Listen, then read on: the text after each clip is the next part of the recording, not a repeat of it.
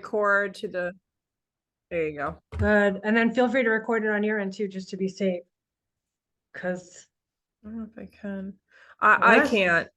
Now that you've started it, I can't record it. So only one person can record. Okay.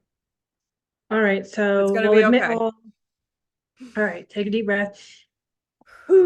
It's recording. We got this. It will the computer shit that gets me all confused. I know. I understand completely, but it's recording. It's gonna save. We got this. Okay. And it's recording us freaking out. Us right now. Hi guys. Welcome to the before show, because we're figuring out all the tech stuff before you get in here. So we're just inviting you in now. And to anybody seeing this after, our apologies. My apologies for seeing the technical stuff beforehand. It's okay. I'm gonna let everybody in.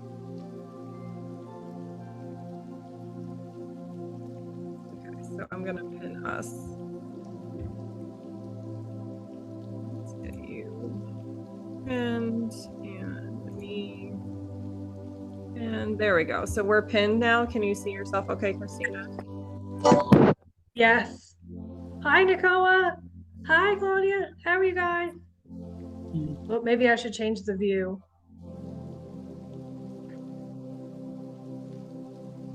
Because I can see the two of us side by side right now. Okay, I see multiple people. So if you just hover your mouse over the upper right hand corner of the video screen, then you're gonna have the dot dot dot, and it's gonna show pin. So you can pin your screen and my screen.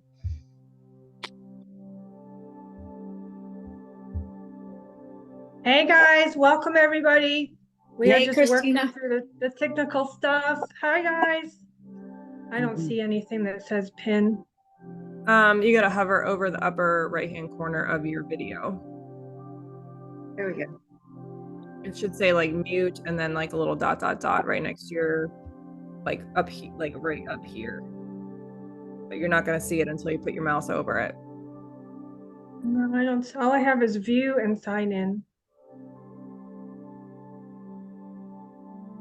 Gallery. Oh, that's in the upper. That's going to be in the upper right hand corner. If you go to like literally like your video. Image, Krystina. God, thanks, Nicola. Oh, Felicia told you. No, I know. Thanks, Felicia. There's too many moving parts on this thing for me. And then pin. Got it. There we go. So you can do that for yours and mine, and then we're up there, and then everybody is going to be collected at the top. Oh, no. Oh, what?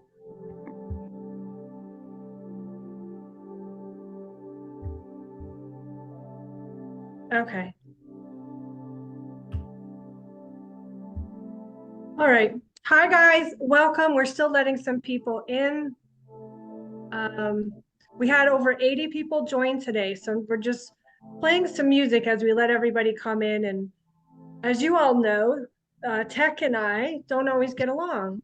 The world I come from, we didn't have tech like this. So, and I'm doing the best I can to catch up.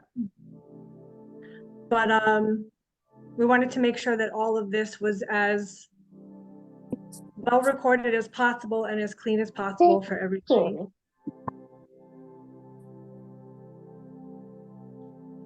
So, hello everyone. Hello, hello. There's still some people I think coming in. And just so you know, where I live right now in North Carolina, we are having crazy thunderstorms. So if there is any interference from that perspective, there's really nothing I can do. That's just how it is here tonight. Mama, guess what? There was a bus that was on the beach. Well, can everybody just go ahead and go through and mute microphones for now? Thank you.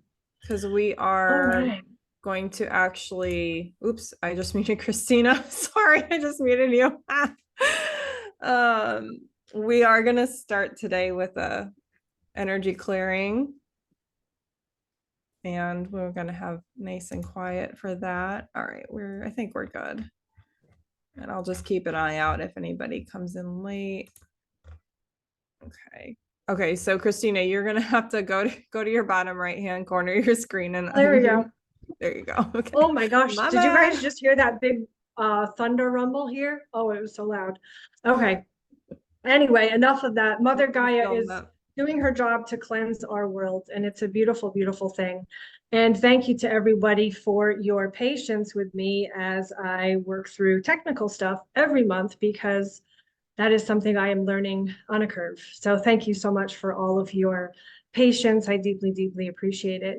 Tonight, I'm excited to welcome Felicia because as after we do the energy clearing, or after she does the energy clearing, I'm going to explain to you what to expect for the month of May, as well as the prophecy, the true ascension prophecy, what's happening. I'm going to try to unpack some of the BS and lies and offer you the deeper truths. And what Felicia does specifically is in line with that, because it's all about healing the body. So I'm really, really excited to introduce a very dear friend of mine, a dear sister who I met on my journey of having to heal my body and my energy field. A year ago this time, she was holding my hand through a very, very difficult time as I was healing my body. So I'm excited to introduce to you Felicia. And just so you have a little background on her, she has a master's in health science. She's a former physiotherapist, integrative nutrition and energetics health coach, and she is a Reiki master. And side note, for fun, because of course we can never see this on paper, she, on her metaphysical side, she is a geneticist for the Starseed Origin program. So she's actually able to tune into higher states of consciousness and remember the true genetic codes and everything that really happened, how we got here. And her job here and her mission here is to help people to heal their bodies so they can better integrate higher selves of consciousness into their bodies, because it's all about frequency. And as we heal our bodies, we're able to attune to higher frequencies. So let me introduce you Felicia from Interstellar Integrations, and I will hand it over to you now. Thank you, Krystina.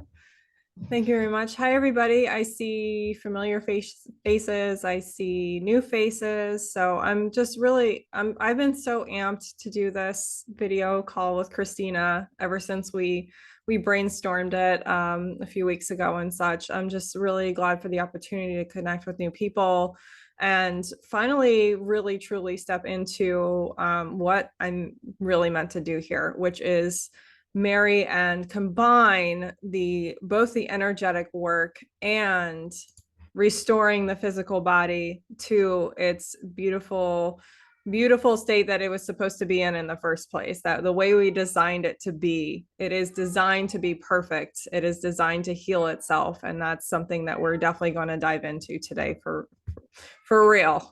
And I am sorry, everybody, and I want you to know that if you hear a cat screaming in the background, that is my dear sweet Tessie, who doesn't really do well with solar flares. So anyway, just wanted to let y'all know that no one's being tortured. It's just Tessie, and she's very vocal.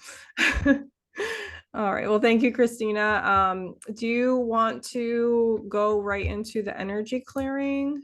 Yeah, and I just want to explain what's going on here. We're having a crazy thunderstorm, and this guy gets really freaked out. So if he gets a little bit overbearing with me, that's why he's just kind of having a little anxiety attack. And he too is already having a rough day from the solar flares and the Schumann resonance. So yeah, our animals are definitely feeling it when they're sleeping so a lot loud. more, or they get a little anxious and everything. They're feeling it too. And I'll send a little energetic love to Harry as well, for sure. Okay. Maybe we'll get him zonked out a little bit. That would be nice. All right, wonderful. Okay, guys, so I'm gonna be streaming some music to everybody.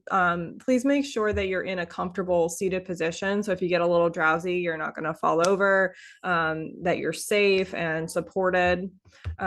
Just give me a moment here. I'm gonna get some music going. This is going to be about 15 minutes. You're going to hear me talking, calling in certain guides, and doing a clearing. Let's see here. Let's get that music going.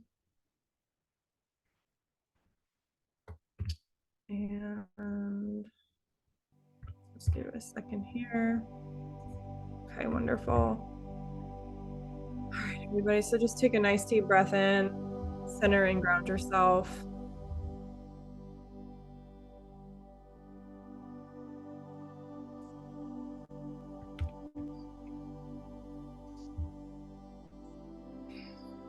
call upon my higher self to work through me now for this clearing. We call upon Archangel Michael to cut any energetic cords of lower vibration or entities attached to our energetic fields. I ask my team of light to return the remains of these cords and beings to the light of source to be purified and renewed. I call upon Kali, destroyer of distortion. Please grace us with your fierce, feminine energy of destruction so we may return to our organic blueprint, the way it was meant to be.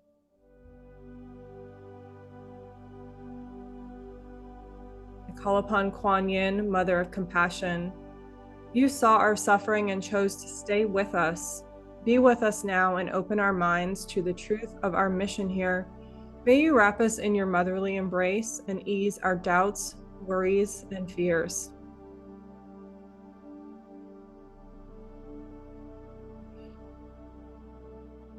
May the elements of earth, wind, water, and fire now cleanse your essence and your being. Watch as the density leaves you and returns to the light. Watch as the light now fills you, replacing the darkness. Breathe in the light of Christ consciousness. Continue to be in this space, here and now, as the elements cleanse your field. When you hear my voice again, I will bring you out of the meditation.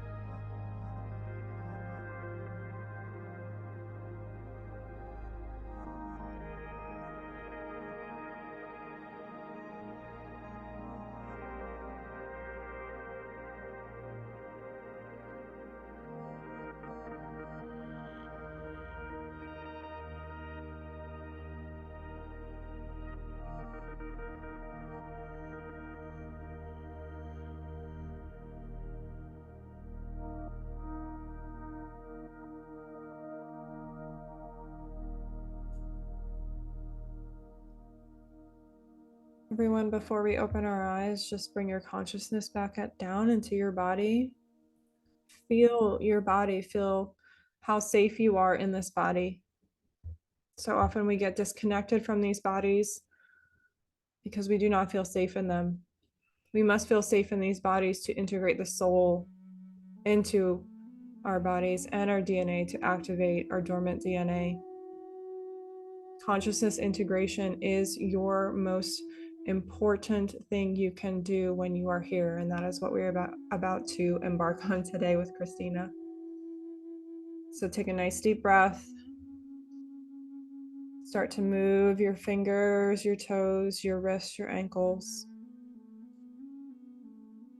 Allow yourself to become present with us once again. Thank you so much for allowing me to do this energy clearing for you. When you're ready, you can open your eyes. All right.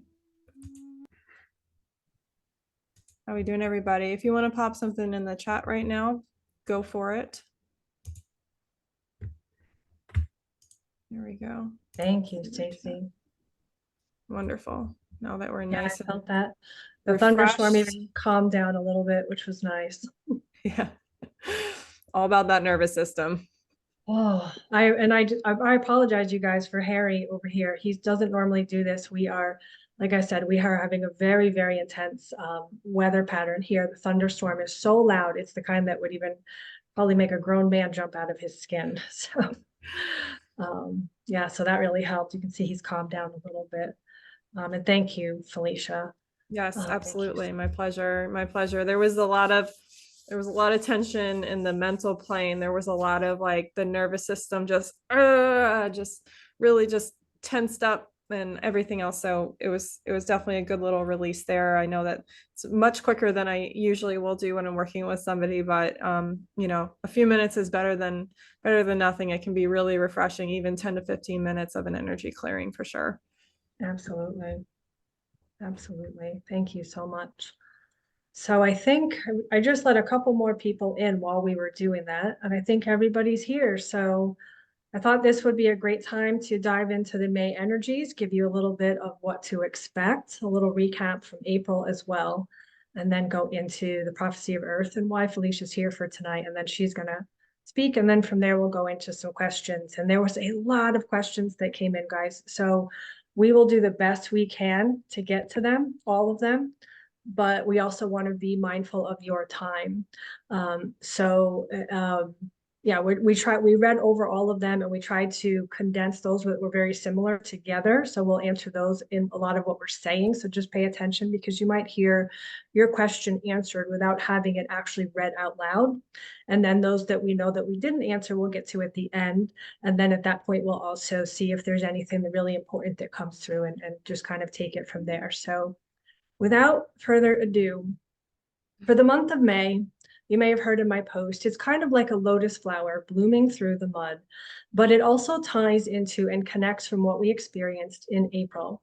April was like a storm that moved through, and a lot of us had a very, very busy month. I know a lot of people who went through some deep, deep and impactful changes that will likely be progressing into the coming months and even the coming year or more. We are all in a very pivotal time frame, as we should be, both personally and collectively. And even if you're not seeing this in big ways in your life, I'm sure you're noticing it in small ways with relationship patterns changing, with how you're feeling about certain things, maybe your job, maybe the friendships that you maintain, whatever it is for you.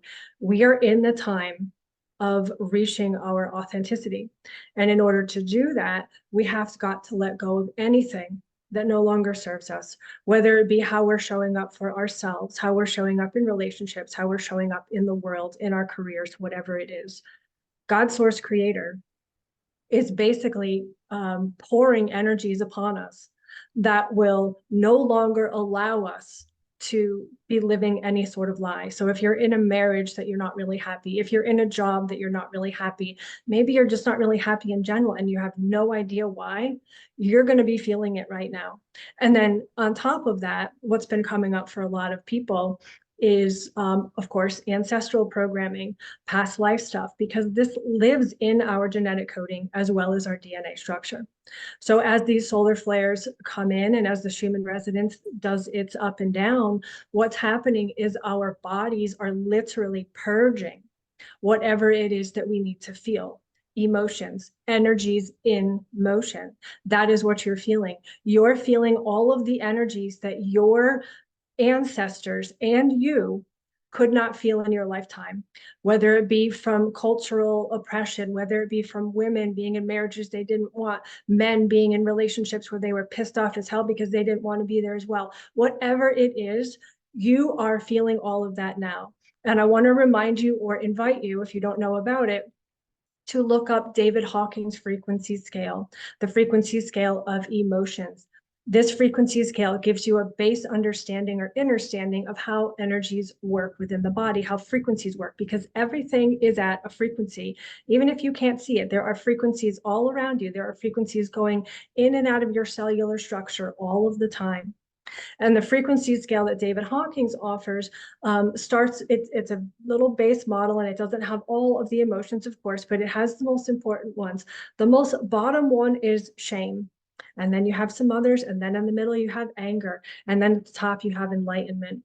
And a lot of people start from that shame, where they're starting to discover why it is they don't feel worthy, why they're not showing up for themselves in their life, why they're living in relationships where their needs aren't being met, why they're living lives where they're not truly happy.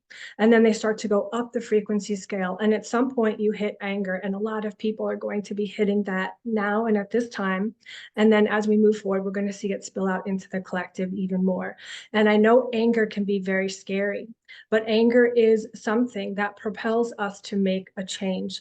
The truth is, all emotions fall under two categories: love and fear. Any other emotion is just that. It's just something that you're feeling under love and fear. If you're feeling sadness, it's because you're fearful you won't see this person anymore. If you're feeling anger, it's because you're feeling afraid that you can't control the situation, and so on and so forth. So anything you're feeling, anything we are all feeling, is coming from fear. And right now, that fear that we have been steeped in as a collective for thousands and thousands of years is beginning to pour out of our cellular structure. And that's what you were feeling in the month of April. Whether it shows up as sadness or anger or frustration or anxiety, at the base level, it all comes from some type of fear. And at the end, when you get to the end of dealing with those emotions, meaning you've worked through them, you've identified where they're coming from, at some point towards the end, you start to recognize that you've just been in a fearful state. And I don't say just in a small way. I mean, that is the overall arching emotion of everything. And then the fear is what we need to deal with. And we're also going to be seeing that coming up in the collective. So when you see somebody out in the public being upset, angry, frustrated, just remember they're coming from a place of fear. Try to set your boundaries and keep your own wits about you as you navigate these times. And that's a lot of what we saw in April come up, is all of these emotions. Maybe you also had life changes coming up for you, because in the month of May, we're going to be going into a time where we're going to be blending our divine feminine and divine masculine parts. And I mean the left and right hemispheres of your brain. Our brains are going to be becoming more in sync. And in order for that to happen, we have to be cleansed. We have to have these emotions purged from us, because the truth is, you are your own twin flame. A lot of people like to think that this whole twin flame movement has to do with an outside person. That's only part of it. That's the end equation. That's called the divine union or divine counterpart. It is you that must come into a divine union within yourself and ignite your own twin flame and meet your divine counterpart. But first, you need to ignite your own twin flame, and you do that by facing whatever's coming up for you and reaching your most authentic state. And that's what we're going to be doing more as we go into the month of May. So whatever it is that is showing for you, whatever is coming up in your life, is because there's something in there that you need to look deeper at within yourself. You're going to be having new ideas, new creative expressions, new people show up in your life, new experiences show up in your life. We are entering a time where these energies are going to be assisting us in navigating into deeper truths of ourselves. But you can only go into those deeper truths if you're willing to, and if you have had the opportunity to pay attention to where you have been living in authenticity within yourself, within your life, within everything. And so as we move into the month of May, this is going to be becoming more and more apparent. And this is actually going to be going into up until October, November, actually, as I see it, meaning these energies that are streaming in from the sun, these new subatomic particles, these various types of neutrinos and celestions and photons and all these little tiny particles that you can't see with your human eye. Well, some people can. And if you have the right camera, you can. It looks like little teeny tiny glitters coming in. But if you can't see them, but they're going to be raining basically. And I don't mean that in a bad way. They're going to be pouring into your energy field. And then they're going to be working their way into your cellular structure. And as they do that, whatever's in your cellular structure, whether it be from your ancestors, from your current life, from your past and parallel life, whatever it is, it could be quantum entanglement with other people, it could be spells, it could be curses. There are many facets that it could be. Whatever it is that does not serve you or is holding you back is going to come up for you. And it's going to initially come up in some sort of emotion, right? You might feel depressed, you might feel angry, you might feel frustrated, and you've got to work through that. And then simultaneously, you've got to take care of the vessel. So that's what we're going to be doing in the next 8 months or so. But also, it's important to realize that your left and right hemispheres of the brain are going to be merging together. And this can be very, very taxing on us, because think about, it's kind of like a male and a man and a woman learning to live together for the first time. You have your creative side, you have your passionate side, you have the side of you that just wants to go and explore and experience and come from a deep place of innocence, right? Because ultimately, that's what the divine feminine is. She just wants to create. And then you have the side of you that wants to do, go, go, control. And these are the facets of you that are beginning to merge internally for the purpose of your brain to become more of a cohesive unit. Because when your brain becomes more of a cohesive unit, then you are able to more consciously connect with your higher self in a more unified way, where you create a union internally, and then you connect to your higher voice, and you're able to both create and do. And once we all reach that place, which is one of the goals of humanity, is to reach that place, then we'll be able to move forward together. But we've got a ways to go. And the energies that are pouring in for the next up until November are going to be really supporting that. So that is going to be likely triggering some people. So just be aware of that. And this month of May in particular, we can expect to experience some types of miracles, some types of amazing things. They may not be huge, they may be small, but they're going to be the little breadcrumbs that you are going to know are guiding you to your future. And they're going to be the breadcrumbs to help you know what to do with yourself moving forward.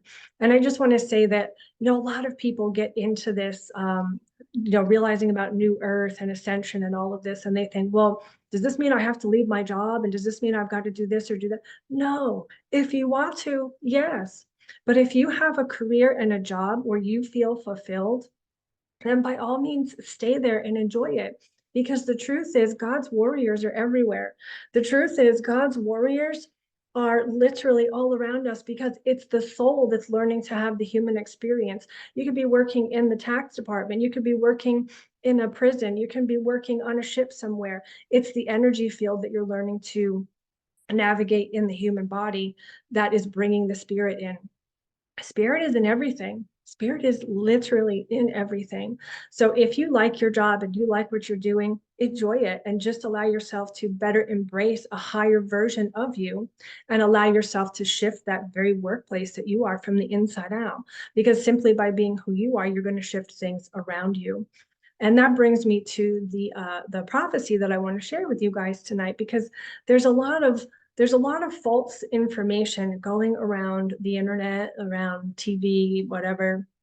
And it can be both scary, and it can be very misleading, and it can create what I call hopium for people, which is, in my opinion, just as dangerous as opium is for people, because hopium causes us to expect something amazing, and then it doesn't happen, and then we crash and we plummet and we reach that depression stage again. And what that is this whole ascension thing, that we're going to click to a new earth, that there's going to be some type of new earth that we're just going to end up on. It doesn't work like that. We are the ones who create new earth, a new earth, a new world to live in. And we do that by being our authentic selves. And I want to just give you a little bit of history about humanity so that you have a basic understanding or understanding of this, and then a little bit of what's to come in the future, or the prophecy, right? So as you know, humans, we've evolved here, right? A lot of people, or some people know the story, some people don't, but basically right now, these very bodies that we live in have 22 base genetics from different ET races. We're all in a physical body that came from some type of ET. And of course, depending on your culture and what you are, it's going to vary how much of what you have in you, but that doesn't really matter. Just know that we are all of equal value and have about 22 genetics in us. And I say about because there's also been other races who have come in and procreated with humans over the course of the last 100,000 years or so. But then prior to that, the true human, we were the guardians of the garden of earth. We were the guardians here. We were basically like energetic beings, gaseous beings, if you want to picture it like that. It's as if we did have some type of body, and the body, if I could best describe it, looked kind of like in the movie Avatar. Although we didn't have so much of a physical presence. We were more gaseous, we were more energetic, and we would change colors based on the emotions, the energies in motion that we were feeling and that we were receiving from Creator. And the way this worked is we would receive energies from Creator. We would then give them to Earth. We were the ones who would provide energy to Earth to give her the very sustenance that she needed. And then she would then provide us with the life via the flowers, via the trees and whatever's around us. We didn't eat animals, and I'm not getting on meat eaters or anything like that, but I just want to be very clear that at this point in time, we did not eat animals. What we did was we ate frequencies. We would quite literally pick flowers off of whatever it was we need. Oh, I need love today, and we would eat that. I need a little energy for physicality today, and we would eat that. Whatever it was, Mother Earth would quite literally grow that very flower for us at that moment, just bloom, and we would eat it, and our bodies would absorb the frequency. So essentially we were eating frequency. And that is the true original form of humans. And then prior to that, the consciousness came from Lyra and man, and it gets a little bit older. But this is where we can look at what we would be considered as the guardian races, or some people like to call the original angels. Vocabulary has evolved and shifted in so many ways. It's really impossible to finite how we can describe these things, because the truth is we make up vocabulary to suit our very needs, and whoever is at the top is the one who's controlling the words that are made up. So please just bear with me with the lack of vocabulary that is capable of being used to describe this type of stuff. But the point is, we evolved from that. We went through a series of evolutions. There were thousands of years, hundreds of thousands of years where we had electrical storms. Then we were actually beings who were on and off planet. And then at one point we were invaded, is one way to look at it, but it's another way to look at it to say we were kind of like taken over by a race called the Anunnaki. And some of you have heard of them, and there are good and there are bad, not to be mistaken. There's not bad or good in any or all of it. There's always good and bad. And in the Anunnaki, there were good and there were bad. There were some who came here for the purpose of good reasons, and some who came here for the purpose of turning us into slaves. And that's when the bodies that we basically kind of know that we have now were created. So from that moving forward, now we're here now. That goes, if you want to know more about the Anunnaki story, basically look into the Bible, because a lot of the Bible has the Anunnaki gods stories, or the Greek gods stuff. And of course there is Christianity. All of that is sprinkled in. It's all sprinkled in into that stuff. We're here now. Now we're in the evolutionary process, and I'm going to tell you where we're going, and then I'm going to backtrack to tell you why it's important to know what we're going to talk about tonight. The future of humanity is all about learning how to be a soul in a body.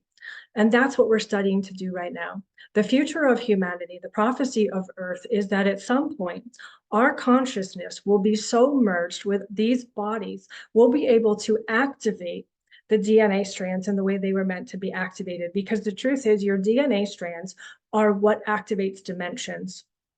Your DNA strands are linked to different dimensions. When we talk about dimensions or dimensional awareness, 3D, 5D, we're talking about dimensional awareness.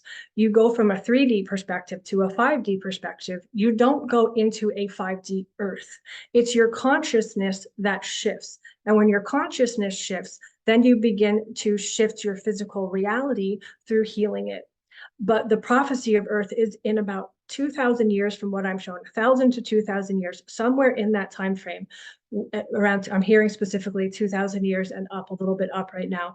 We are going to be able to access our DNA strands. We are going to be able to turn on more of our genetic coding. There's so much. This really is a biological spacesuit that science is just beginning to understand. And we have a big evolutionary process to go through. But between now and that time frame, we're going to go through that. Once we get there, the children of Earth are going to be restored to the true guardians that we are. We're going to be restored to the beings who were the guardians of this world. No, it won't be in our lifetime. It's 1,000 or 2,000 years. We're going to be restored to the very beings that God always intended to look over this, not just this realm, but many others, because our DNA has the ability to go into very many stargates. The fact that we have those 22 genetics, meaning we have 22 different gene codes in us, gives us the ability to access more dimensions, to access other worlds. And we're going to have the conscious ability to do that. You think, we always hear about Andromedans, Arcturians, Pleiadians, Sirians, all these other beings, but we don't realize that we are the melting pot of all of it. Your body is, it's a product of all of it. And there's other races as well that we don't even hear about. And I couldn't even begin to pronounce the names. But there are many races who have all come together to structure this very body. And it's turning on this body to its true form to be able to access and connect with the soul, that we're going to be able to turn into these beings who will be both those gaseous beings that I'm talking about. So you'll have the abilities like I talked about that we had all of the, like about 1 million or so years ago, combined with what you have and are now. So your consciousness will be highly elevated. Your physicality will be highly elevated. And the best way I can describe this to you, and this sounds absolutely silly, but it's, the truth, they drip feed the truth to us. Is in the Marvel movies, when you see Green Lantern or Captain Marvel, how they're able to just go anywhere they want to. You are going to have that ability to go, well, I should say our future generations, and likely could be us returned in a soul form into these very bodies, will have the ability to do all of that and then some. We won't need spaceships. We won't need all of this stuff to do all of the things that these other ETs do. We'll be able to move from multiple dimensions all around us and wherever it is we want to go. So it's important that we know that, because we have big roles to fill in the multiverse. We are basically going to become like the guardians of the multiverse. Some people like to use guardian angels, whatever terms you're comfortable with. The truth is, humanity is a direct child of God. We have the ability to directly communicate with Creator. A lot of these ET races do not. And that's why they want your body. That's why the exact spiritual war, that's why the fight over these bodies right now. So we have the ability to tune in and connect with Creator. And it's our job to heal these bodies that we're in. And that's what we're doing right now. The whole ascension process is really about ascending our consciousness to the point where we can realize the truth of this reality, to the point where we can realize that, well, yes, we have to pay taxes right now so we can stay out of jail. The truth is, this entire structure that we're living in is a bunch of BS structure that puts us at the bottom of a pyramid so that we're controlled, so that our consciousness is controlled, because it's the war over the terrain of our cellular structure, our bodies, and our consciousness that is really happening. It's our very bodies and consciousness that they want control of. And that's why we deal with the chemtrails, all this stuff, the schmaxines, all the stuff in our food. That's why we deal with that, because there are beings in this reality who wish to control these bodies. And they also wish to control our consciousness. which is why they drip feed us with these news stories of fear, why they create wars, why they pit one race against another race, why they pit gay against straight, why they pit all, like it's always left, right, up, down, whatever, right? They do this on purpose for consciousness confusion, so that with the intention of trying to control you through fear. If you hate them, then you're not going to be focused on the very guy who's causing you to hate them in the end, right? So they're doing this to control your consciousness, to keep you outside of your body, to keep you focused on the external world rather than being focused on the internal world. Because when you focus on the internal world and bring your consciousness home to who you are while simultaneously healing your body, that's when the magic begins. That's when you can hear your soul. That's when you're able to hear your guides. That's when you're connected to Creator. And that's when you begin to remember the truth of why you are here. And yes, we still get to do all of the amazing human things like go to the mall, fall in love, go shopping, go out to dinner, and do all of that stuff. None of that's going to change, and nobody's going to click and go to a new earth. New earth comes from inside of you.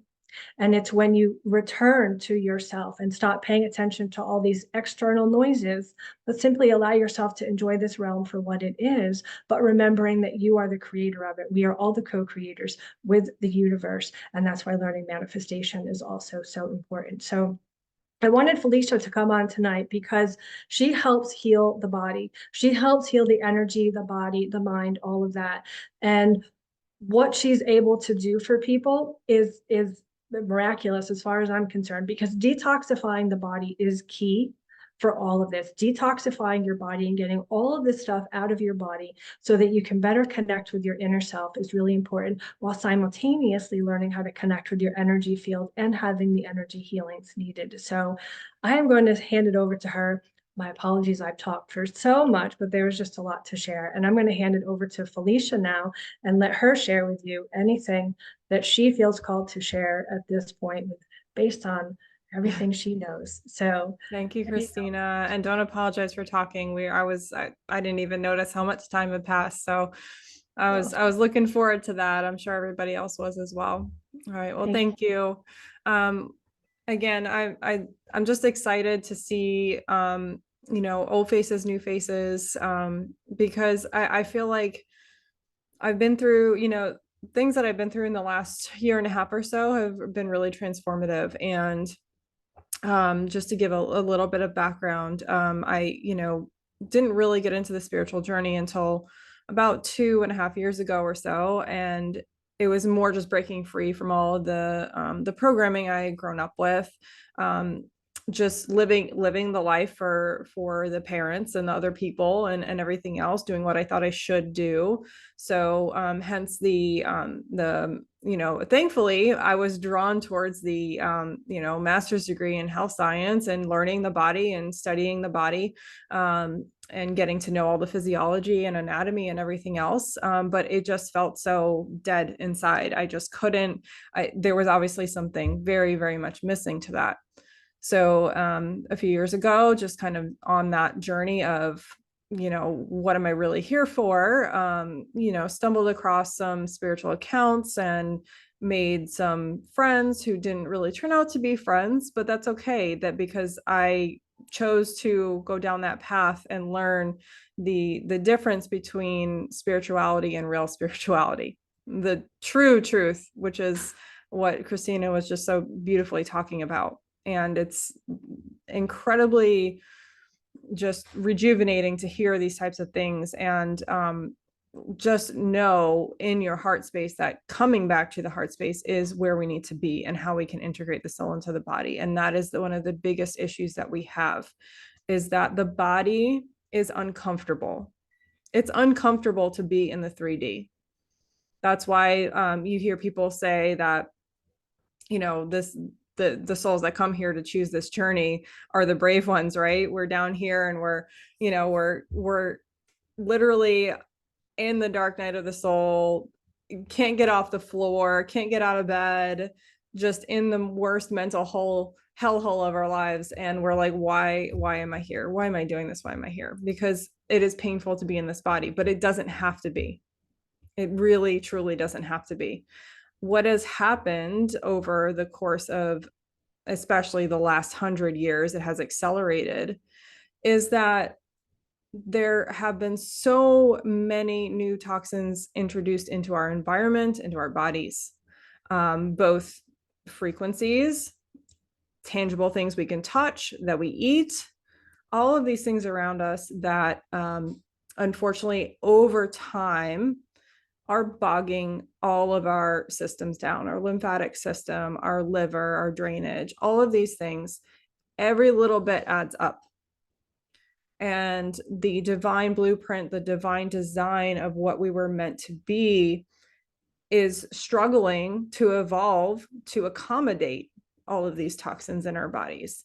And the current culture is just throw a supplement at this and do that, and just these quick fixes.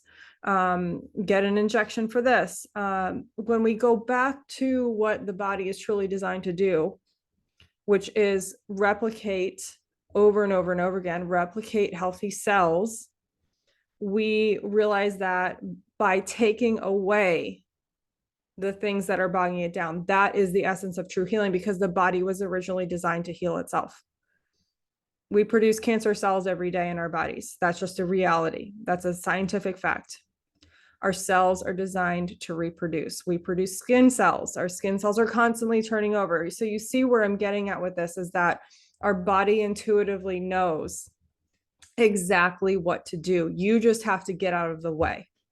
You just have to get the fabrics, like the overload of the scents and the fabric softeners. And you need to get all this barrage of things out of the way in order to let the body do its job. So going back to finding my way to where I am now with the combining of healing the body and the energy work, I was completely sidetracked from healing the body. I just didn't want anything to do with it for a few years because I was so frustrated with it. I was so frustrated with not being seen and heard and not being able to practice the way I wanted to. I had to, since I wasn't a doctor, I had to be supervised constantly, right? So getting into just only doing energy work, I thought that was my thing, right? I thought that energy work was everything, right? In reality, when I got my reality shaken up more recently, realized that the two need to be combined. And I talked about this in a YouTube video recently about how the masculine and feminine energies need to be balanced. The Eastern and Western medicines need to be balanced. There are benefits to both of them. And it's one of those things where you got to put your blinders on when you go online and you see, people talking about how they're going to heal their child with energy work only, when they're sick and stuff like that. It's like, that's not what it's meant to be. It's just like the division that Krystina was talking about when it's, the left versus right and east versus, it's east versus, it's all the same thing. It's meant to divide us. When in reality, again, it's stripping down to the organic DNA blueprint that we were born with, that we were here with. Okay. So getting into the energy portion of all of this, now, never mind like our physical bodies, right? Our physical bodies get bogged down a bit. We start to feel the effects years later. And then all of a sudden, okay, I'm so blocked up. Nothing's moving, whatever. There are energetic reasons for this as well. And I could talk for hours on this, but I'm going to do my best to keep it straightforward here. We have a body blueprint and we have an energetic blueprint. Okay. So our energetic blueprint can get bogged down by spell work. It can get bogged down by ancestral energy, by karmic energy, all of these things, emotions we do not process, transmute, and release. Gray tech, AI tech, if we want to get really into that. All of these things hold an energetic frequency and signature that bog down our energetic blueprint, our soul blueprint, which also will contribute to the soul not wanting to fully integrate with the body. Now, the consciousness, when I work with someone, I can tap in and see how much of their consciousness is actually integrated in their body. And you'd be surprised. A lot of the times there's not a lot of consciousness integrated into the body because literally it's too painful for the soul. So we have the energetic blueprint and then we got the physical body. When the energetic blueprint gets so bogged down, the physical body starts shutting down as well.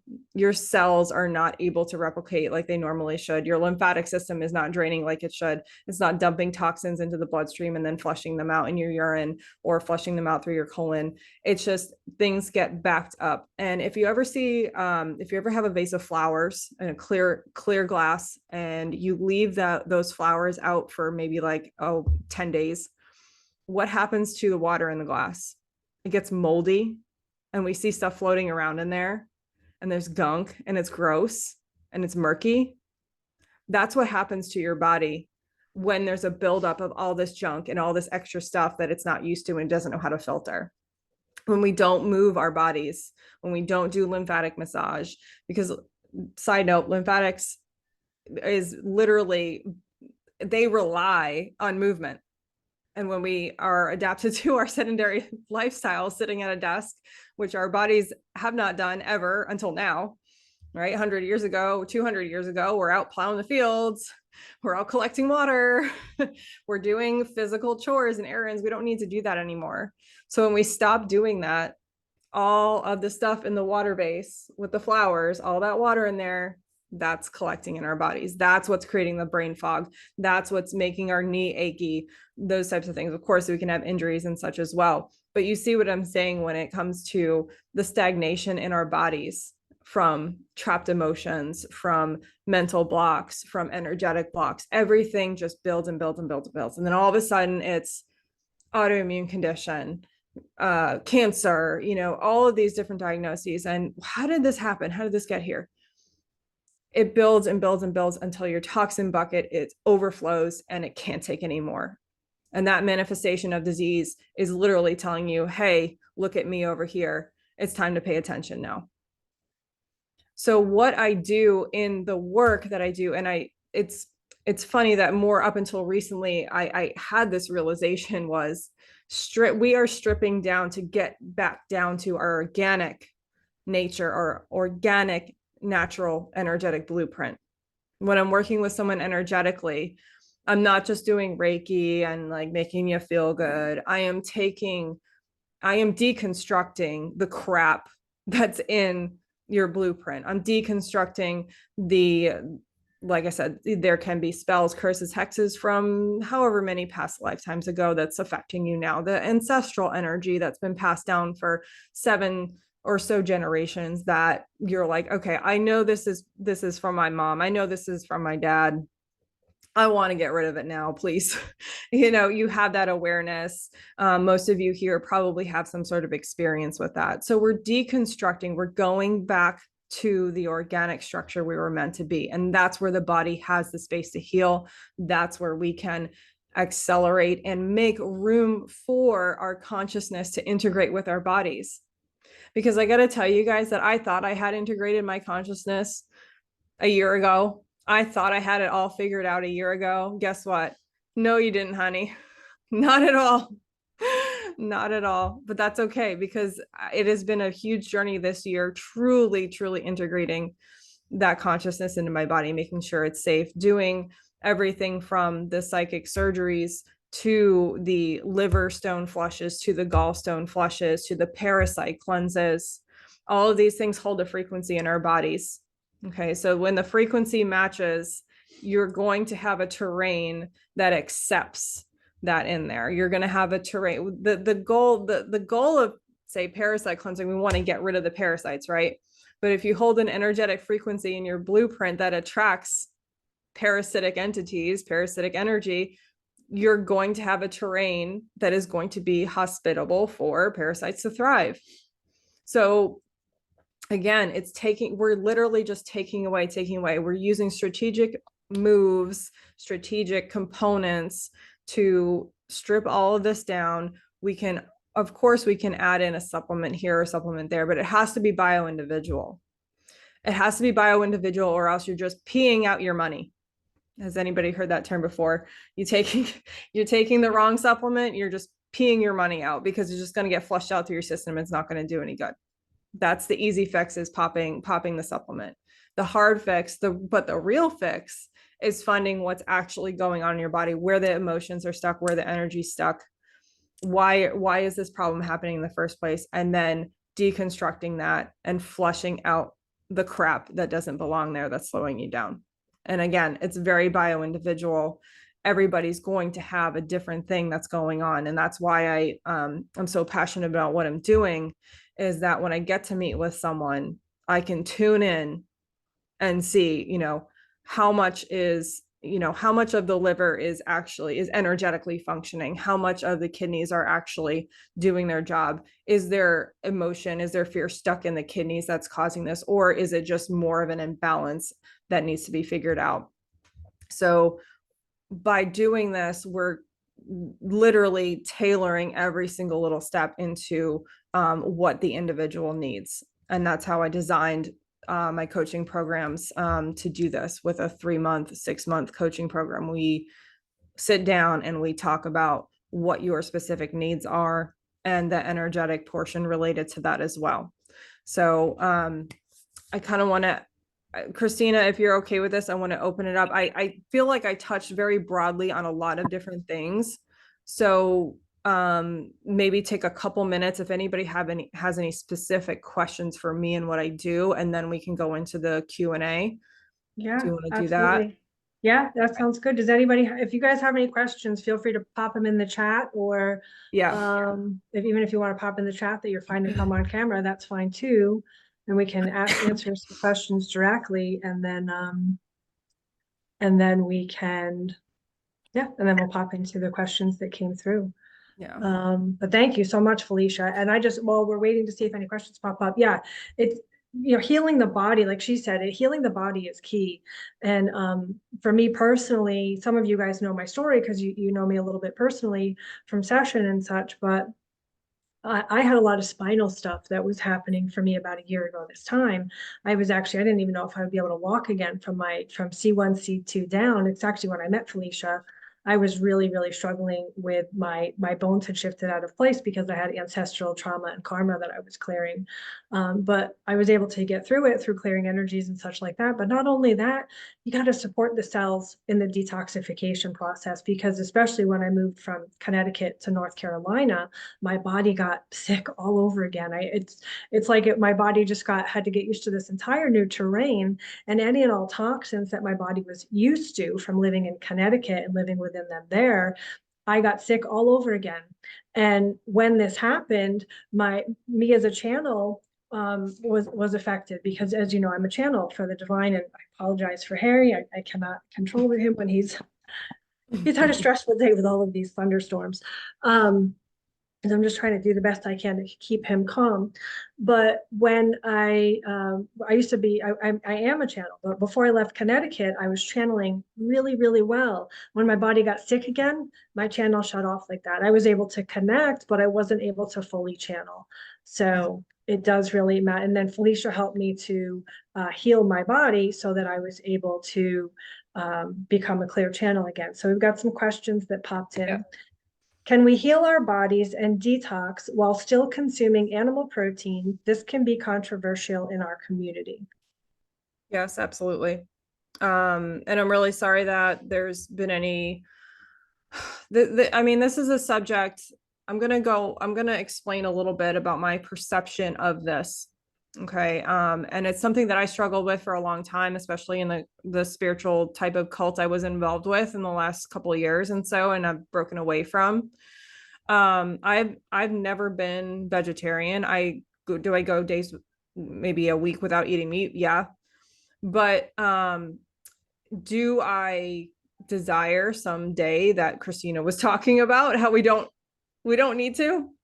Everyone is bio-individual. Everyone's going to have different needs to heal their bodies. I know of people who have been vegan or vegetarian and have completely wrecked their hormones, and they have so many issues that they're trying to fix. And I know people who can actually do that type of diet and be okay because they know what their body needs. They listen to their body. But if you don't know what your body needs, if you do not have the proper minerals and nutrients coming in, there are going to be consequences. A lot of the times, people who go straight vegan experience a beautiful detox period for a period of time. Again, bio-individual, could be a year, could be 5 years, could be 10 years. However, if they get to the point where their body is depleted on certain nutrients, the body is going to react. The body is going to shut down in some way, shape, or form, whether it's hormones or bone density or whatever. The body is eventually going to leach what it needs from other areas. Okay. So you can I know people who have healed their bodies on straight carnivore diets. I know people who have healed their bodies on vegan diets. It comes down to the individual and what their body is asking for. And that's what I do for people. What is their body asking for? Do they want whey isolate protein? Do they want pea protein? Does their body want B12? Does it not want B12? Does it want methylated B12? There's all these different components here. And because of the variety of our DNA, because of that variety of all the different kinds of information in our cells, it's going to ask for something different. And you might feel great on that carnivore diet for a year, and then your body goes, I'm good. I don't want this anymore. Maybe let's downgrade this. Let's switch it up. Let's go to maybe pescatarian for a little bit. And that's what that body needs at that particular time. So the biggest travesty out there in the spiritual community, in my opinion, is telling you what to put in your body as a blanket statement. It is, I was about to curse. It is so mentally, emotionally, and physically damaging for someone to throw up on their account stories that eating meat is low vibrational and you shouldn't do that. That is dogma and that is bullshit. Please do not listen to that stuff. Listen to what your body wants and what your body is telling you, please. Yeah, absolutely. Because it is really hurting some people out there. Absolutely. And yeah, so well said. And even as we go through this, do you agree that our bodies evolve in our needs? Like when I was recovering from my breast implant illness, I needed red meat in order to heal my body. But normally my body can't tolerate red meat. Just it's how my body is. Absolutely. That's just, it's cycling. I love to cycle supplements. I love to cycle food. For example, when it's wintertime, I want to eat more like a denser, heartier breakfast. I want oatmeal. I want almond butter. I want organic chicken sausage, really like buttery and dense and those healthy fats. But in the summertime, I'm going to gravitate more towards eggs, pasture raised eggs, hummus, sprouts, greens. You can cycle seasonally. Literally, if you're healthy, you can cycle seasonally to the time of year, right? You can cycle for your health, just like you did, Krystina. If your body doesn't want it, don't eat it. If your body wants it, go for it. Just like with these solar flares going on, I have been having to consume double the amount of electrolytes. I start getting wobbly, shaky legs and feeling a little woozy. I know I have to eat some really dense food. I have to get extra electrolytes, and I have to make sure I hit my healthy fats, proteins, and carbs, and I'm okay. And I stay grounded in my body. Otherwise, I'm feeling feverish. I got to go lay down. I have no energy. All of this is about listening to your body and what it wants. Let's maybe go to the next question on there. I'm getting a thunderstorm now. Uh-oh. Yeah, the next one is, at 72, is it too late for me to try to get everything cleared that I am bogged down with? Absolutely not. Yeah. It's never too late to start something. I love those stories. I've seen these stories of women going to the gym when they're 85 and they're all jacked, they're all flexible. I love that stuff. It's absolutely not too late. Absolutely not. And I can tell you that if you don't really do much of anything for your health right here and now, I can probably teach you 3 to 4 things that you can incorporate over the span of a month, and you're going to be feeling different in the month, because guess what?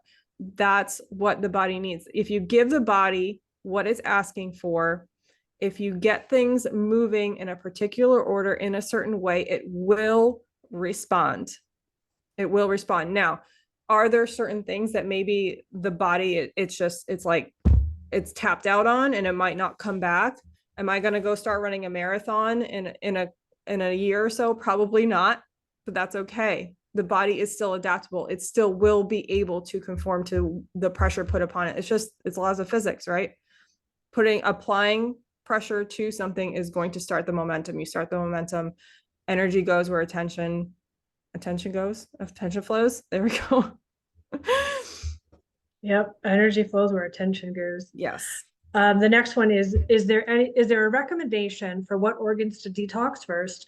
Like start with liver and then kidney, etc. Yeah, absolutely. Lymphatics are number one.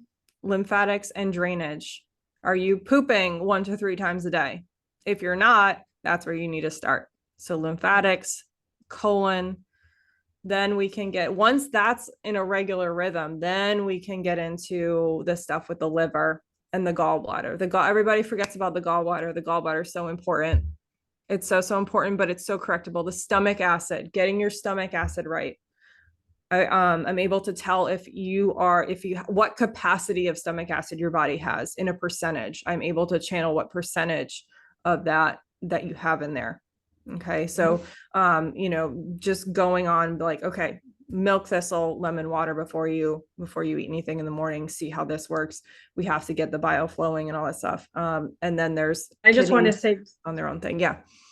Because if they don't know what you mean, because I worked with Felicia on private sessions, she can literally tune into your organs and see, like almost like an MRI could, energetically what's going on in there. So when she's saying she can channel how much stomach acid you have, she can actually tune into it. And she's right, because I went through a phase where my body, as I was healing and detoxifying, my body wasn't able to produce stomach acid at all, which is very painful, by the way. I felt, oh my God, that was so terrible. I felt so, it was so painful. And she was able to, within a week, we got my stomach acid up just by following her protocols. So yeah, so let me just go to the next one, because we got a couple, and we'll get a couple more questions done here, and then I want to get to the questions done that came emailed in as well, because I know we don't want to leave people hanging there. Do you recommend redox molecules by ASEA to support molecular and cellular rejuvenation? So I have heard of those, but I'm going to be the first person to tell you if I'm not familiar with something, or if I personally haven't taken it myself. It's not something I'm going to recommend or, tell other people to use.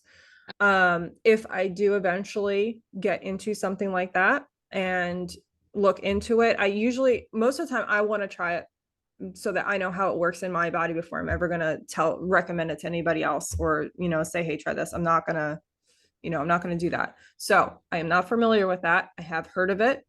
So I cannot give you a definitive answer specifically for that. I'm not going to say yes or no. I'm just going to say I don't know yet. Awesome. And I agree wholeheartedly. Do you think the grieving process and feeling our feelings is enough to heal the root cause in an energetic blueprint?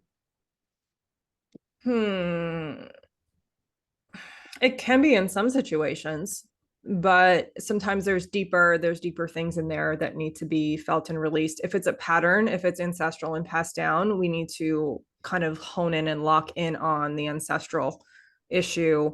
Call in the ancestors and then release it. Krystina, I'm sure there's some other caveats or other things that you see with this as well. Yeah, I mean, it's a process, because what happens is it's your current life is connected to your ancestral line, is connected to your energetic body. So we have to clear the energies out and then support the physiology in whatever way it was damaged. Because what happens is as the frequencies from the energies get interlocked within the subatomic particle structure, the cells can't particularly rejuvenate in that area. So whatever we end up clearing, we have to then basically almost reprogram the energetic structure by helping to shift the minds that's creating these grieving patterns, because we can get stuck in a pattern of grief as well. So we need to create a program that will assist in letting go of the pattern of the grieving process, and then support the physiology of what caused the cellular damage, or support the physiology of the cells as they regenerate themselves. So Yeah, absolutely. and I love this one. And then we'll go to some that came in before the call. Does Felicia assist with chakra realignment, energy release in our body? Oh yeah. That's what she specializes Yeah. in. So I have my 3-month and 6-month coaching packages, right? And then you have the option to add in or just do this by itself. I have an integrative energy work session, which is extended, or the 1 hour. If you've never worked with me before, I definitely recommend the extended one as your first appointment. It's 1 hour and 45 minutes. And it is all about literally just we're going to comb through everything. We're going to go through, do you have any spirit guides we need to kick out of your life? Do you have any holes in your aura? Do you have any energetic cords? Do you have portals in your chakras that are open that need to be closed? Literally just digging through all of that. And then obviously that's the extended and the 1 hour version. And then the coaching, the health coaching is its own thing. Again, and you can add in those dedicated energy clearing appointments in there as well. With the health coaching, I do offer, it's more of a quick clearing. So when we meet for 1 hour every other week, we're going to talk about what we're tackling first. And then say your lymphatic system is the first thing we need to do. And I sense, okay, your lymphatic system is completely blocked up. I don't feel any movement in it whatsoever. We will set an intention and do like a 15-minute clearing like we did today before we started. Get that lymphatic system moving for you, kickstart it, jumpstart it, so that you can then set those healthy habits going forward. We would meet every other week. And then we meet again and we go, okay, how's that lymphatic system doing this week? Hey, it's moving great. Let's move on to the next thing. You've got that down, and keep building those habits from there, for sure. Yeah, absolutely. I love it. And that's all key for energy movement as well. When we're moving energy out of the body, we have to have our lymphatic system working because the cells begin to regenerate. Yeah.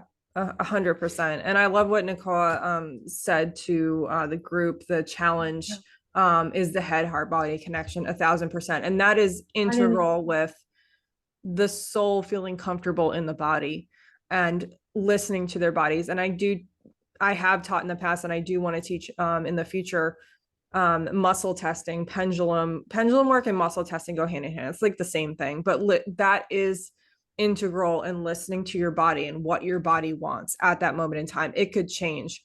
Maybe your body wants binders 3 nights in a row, and then the fourth night it's like, hell no, I don't want them. You're going to deplete me way too much. And that's happened to me before, where I haven't checked in with my body, and then I take the binders and I feel like absolute crap the next day. You know what? Lesson learned. Check in with your body. My body wanted binders all winter, and now it's like, nope, I'm good. Move on to the next thing. It's breaking, it's tuning in every day to your body, and that is key and integral into getting your consciousness integrated into your physical body. Absolutely. And I just want to add that our bodies are shifting a lot right now. So you really need to know what it is your body needs. Thank you, Nicole. I was looking for the question marks. I didn't see your statement. My apologies, love. No, hey, hey, Krystina, we're a good team here. We got this. Yeah, yeah, she's got the questions that emailed on her end on her screen. So she's going to read the questions from her end now. All right. So I got the questions pulled up. So I'm going to, excuse me 1 second while I rearrange my screen. And I just want to say, all right, so we're at 8:20. Obviously, we're going to go over. If anybody can't stick around, we get it. But, we're going to try to get through this as best we can. There was a lot of information, probably overcommitted ourselves with this call, but we wanted, this is such important content. So even if you can't finish staying, maybe mark how long you've been here. And when you get the recording, finish at the rest or whatever, and feel free to share it. It will be up on my YouTube channel, which is the Quantum Healing Coach. And then Felicia, I'm sure, will put it up on her YouTube channel, which is Interstellar Integrations as well. Yes. Yeah. And it's linked in my bio and on Instagram as well. So everything's on my my bio site. All right. So this is the good stuff, guys. And yeah, again, like Krystina said, if you can't hang around the whole time, we're gonna have the recording. So it's all good. But we're gonna get into the juicy stuff. We went over these questions, as many questions as we could, and we prepped for them, and it was an awesome conversation the other day. All right. So so kind of like the questions that Krystina and I are going to try and answer together on some of this. So how long do we go through this? Krystina, you kind of already talked about what you've seen for the next 100,000, 2,000 years or so. Do you feel like we thoroughly answered that question? Well, I want to answer just on a more individual as way, because I know a lot of people, we have these, I call them false prophets, and they are, and we were warned that there would be false prophets, and the social media, the world is full of them right now. And what it is are people who have not finished their healing journey and instead have ego attachments on them and have what I call mischief makers as spirit guides, and are tapping not into the Most High, but rather into realms just above us, who are having fun at our expense by watching us get our hopes up that something's going, like, in a year this is going to happen, in 2 years this is going to happen. And the truth is, we co-create this experience, whether you want to believe it or not. Even when you're sitting at the computer at your 9-to-5 job, or you're watching a movie or whatever, at the back of your mind and your subconscious connect to your energy field, you are working simultaneously with God, source creator, and the unified field to co-create everything that's happening.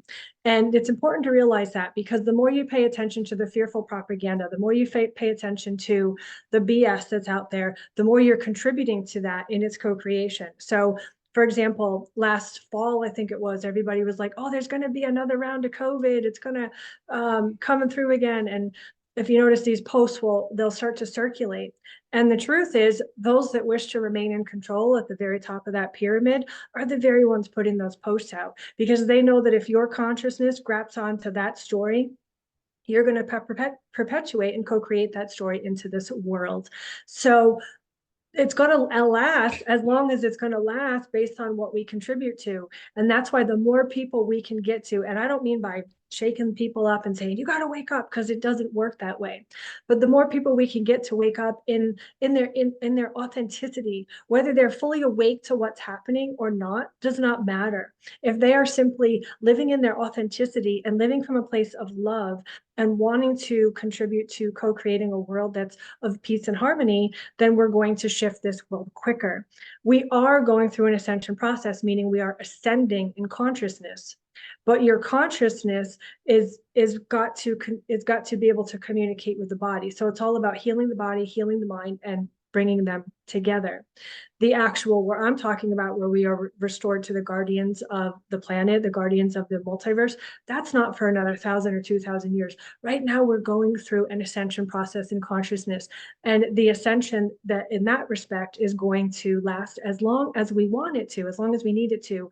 If you want a more specific answer, I am able to see that within the next 4 years, we will begin to see shifts around us personally, within our personal structures, our families' dynamics, that kind of thing. Within 8 years, we will be looking at rebuilding structures around us. Now, what happens within those 4 years and then within those 8 years, I can't see specifically. And if anybody else tells you that they can, then they are either flat out lying, or they are not really aware of how reading energy timelines work, because we can only read the outline of the energy. We cannot read or tell you exactly what's going to happen. In other words, I can see that something's going to play out within this time frame, and it's going to look like this. And what I see is that we're going to see a collapse of a lot of structures, and then we're going to begin to see a rebuild of a lot of them. But we're going to see the collapse of our own personal structures, and then the external larger structures, and then we're going to rebuild. But we cannot exactly see how that's going to play out, because we co-create that. And my apologies that was so long, but that's an important question. It was, yes, absolutely. All right. So how do we keep the knowing of our wisdom alive when we don't have a community of our own? How do we do this when we are alone? Do you want to take that one? Do you want me to take that one? You start on that one, and then I will definitely add in on that one. I think the key is to connect within, and even if you're in a crowded situation or within a family structure, you'd be sitting at a family dinner table and everybody can be clamoring about you, talking about whatever.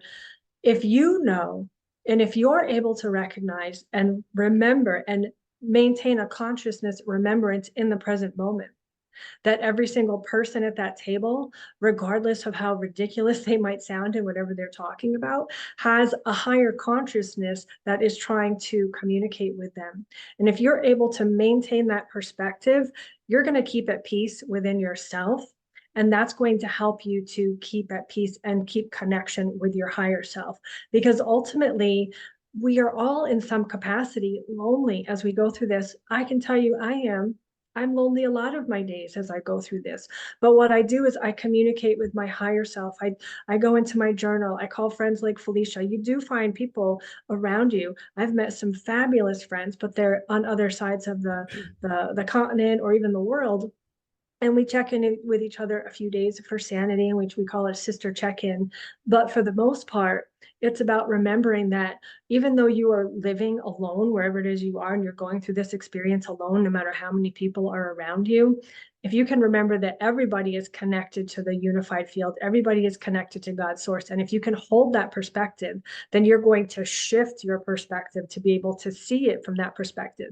And you're going to shift your frequency. And then by doing that, you're going to be the rock in the pond that creates the ripple. And believe it or not, eventually you'll start to see them shifting their perspectives. They may not be able to see or know what you know, but they'll just begin to shift in how they live their lives and how they think and feel. Absolutely. I agree with that 1,000%. And I basically was kind of thinking about how I've handled being around family who are not awake and things like that in the last 6 months, especially. And the more I integrated my higher self consciousness into this body, the more I just sat and was the observer of the people around me, and knowing that they weren't tapped in and awake like I was and everything else, but I'm just sitting there as the observer. And sitting there as the observer, it's a completely different experience, like completely different experience. It can be entertaining, it can be frustrating, but it's less painful in some ways, because it's just accepting them for who they are. And I'm going to tell you that when you keep integrating your consciousness into your body more and more and more and more, certain things are going to frustrate you, but then other things are going to be so much far less painful. Just keep thinking of, I'm in Earth School, I'm learning. I'm in Earth School, I'm learning. Just keep reminding yourself, I'm in Earth School. And it just kind of shifts your perspective of that.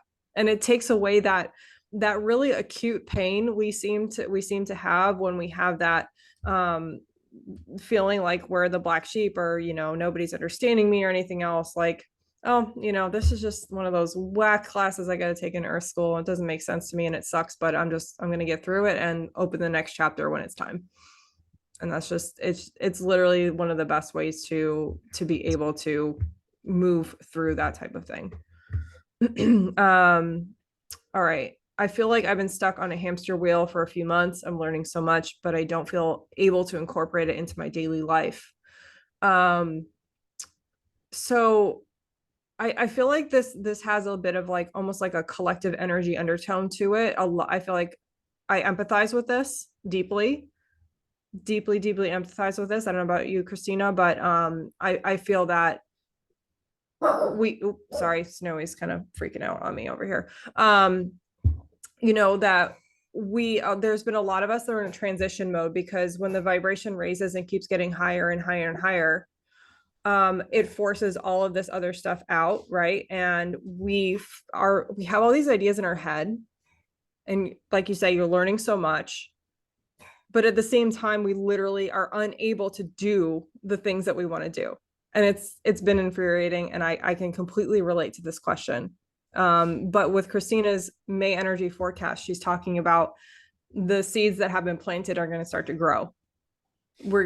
Sometimes we're literally at the mercy of the collective type of energies that are around us, and we can't force it. And that's when the biggest lesson I have learned since like the last 6 months is surrender. Like, you literally cannot beat a river into submission. You have to surrender, as frustrating as it is. And I still have those days where I'm just like, oh, I want to do that, but it's not time yet. Dang it. Krystina. Yeah, perfect. I just want to add that, this whole journey is about 2 steps forward, 1 step back. And if you really look, I like hamster wheel, but I would encourage you or ask you to replace it with the word spiral, because we're spiraling up. And if you think about a spiral, it goes up, it goes down, it goes up, it goes down, it goes up, it goes down. And I say that because I would ask you to look back on where you've been on a hamster wheel and ask you if your perspective within that specific spot has shifted. I know for me personally, when I think about my life, like in some ways I'm almost in a similar energetic outline to exactly where I was in 2020, and I'm like, what the F? Like, this is crazy. But then I'm like, but really no, because it does look different. But because I've spiraled up, and we all have a basic blueprint that we came here to experience. We have an arching theme that we came here to learn from, to basically overcome, to learn how to imbue into this world as a soul, within the human experience.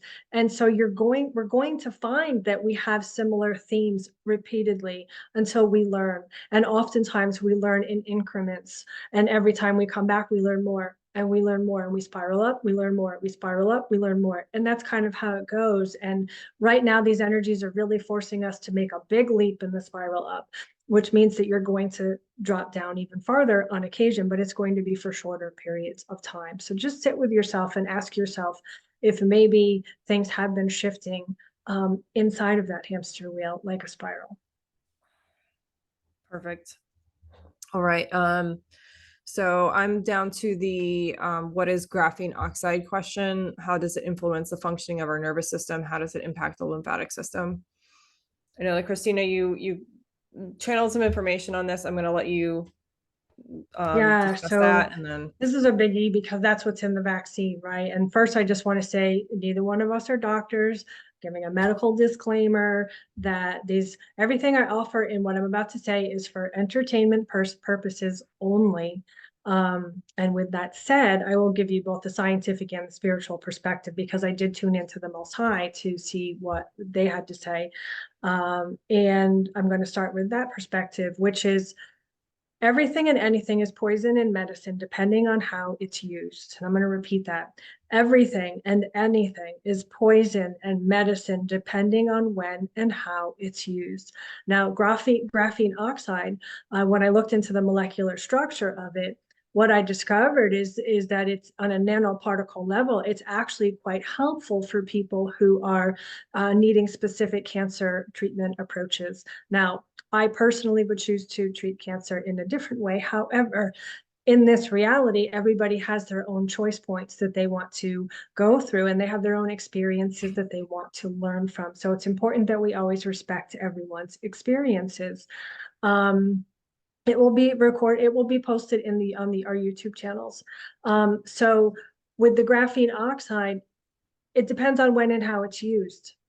Now, right now, what we're seeing a lot, and I'm not going to go into any more specifics, I'm just going to keep this as general so we can keep the conversation moving, because this could really get into a deep conversation. But right now, what we're seeing is a lot of these people at that top of that pyramid that I talked about in the beginning of the video. They're wanting to use certain things for nefarious purposes, right? We have chemtrails, we have pesticides in our food. I mean, especially in North America, we're bombarded because every continent has its own means of that they choose to control us. And in North America, the US and Canada, they control us through a sick system by making us sick, so then they can profit off of our diseases. And we're in the hospital, we can't think clearly, we can't connect with our souls. And that's why healing our bodies is the most important thing that we can do at this time. So yes, it can be used for nefarious purposes. Is it in all of the vaccines? I don't know. I like to think that there are good guys and bad guys. And from what I have been shown, there are good guys and bad guys within all of the systems. And there are batches of them out there that don't have any of this stuff in them. But like I said, when it comes to stuff like that, when it comes to anything, when it comes to alcohol, when it comes to any and all things, it depends on when and how it's used. Everything and anything can be poison and medicine depending on how it's used. Now, the way that's being used, if it is being used in the vaccines, then that is not good for the body and it needs to be detoxified out. Yep, I agree. And again, with the original design of vaccines was meant for a beneficial reason. It was meant to eradicate disease. But when these things get hijacked, like the herbalism turned into pharmaceuticalism and synthetics and everything else, and it just gets perverted, distorted, and creating just a money-making machine and all this other stuff without true regard for is this actually benefiting, like, in the best and highest good, and not making the body toxic, right, in the long term, making people dependent on it and fearful, if I don't get this, I might die. So I would say that with the graphene oxide, I'm not getting that there's any, and specifically asking is how does it influence the functioning of our nervous system? How does it impact the lymphatic system? It is going to bog it down. It's going to just add, it's like I said earlier, it's adding in things that the body doesn't need. And over time, the toxin bucket is going to build up, right? So if we have the car air freshener, I've got the fabric softener, if we've got the aluminum deodorant, then we've got, like all of these little things just keep adding up. So it's just one of those many components that is going to be detrimental over time, and whatnot. But again, the body heals itself. If we give it the right environment to be in, it's going to heal itself. Exactly. Okay. All right. So these ones, the following questions are all in a similar vibe, if you will, and regarding health. So I'm going to do my best to get through these. And then Krystina, if you want to add in stuff as I'm saying it, go for it.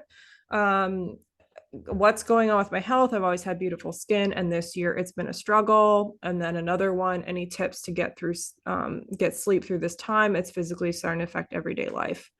Can you please give advice on where to start restoring and learning to love the body, bringing it back to health, for example, lymph massages, etc.? Thank you. Okay, so there's one more talking about how they feel like all they do is rest and ground and clear and move their body, and yet they still feel sick and overwhelmed a lot of the time. I spend so much time connecting with myself and my body, but I still struggle to connect with my guides. Is there something I'm missing? Or is it just taking a long time to clear and upgrade? Okay, so the energetic signature I'm getting behind all of this is screaming nervous system and detox. Okay, so nervous system, especially when we can't sleep, our nervous systems are constantly stimulated. You could do a 20-minute somatic exercise video, somatics being specifically designed to reset the nervous system, get you out of fight or flight, and you pick up your phone and within 2 seconds it undoes everything you just did. So when we are trying to reset the body, when we've got stuff coming out on our skin, our body's telling us toxin bucket is full. I'm telling you from the inside out that things are erupting on here. This is what's going on inside of me here. So with that first question, beautiful skin, and it's been a struggle this year, something's overloaded, something's overflowing, and it comes out on our skin. When we can't sleep, our nervous system's jacked up. We've got that cortisol running. What do like maybe the body, or maybe there's some food that we're eating that's causing the body to stimulate and be awake at night. Okay. So tapping in now, these questions can be definitely like bio-individual. If I were to go down and talk to somebody one-on-one about each and every single one of these, I could give them all separate answers. But overall, in general, we want to take a look at the nervous system first. The nervous system, your body is not going to want to heal if your nervous system is in fight or flight. And the repetition of making sure that your body resets to its natural parasympathetic state is one of the most important things you could repeat on your head over and over again.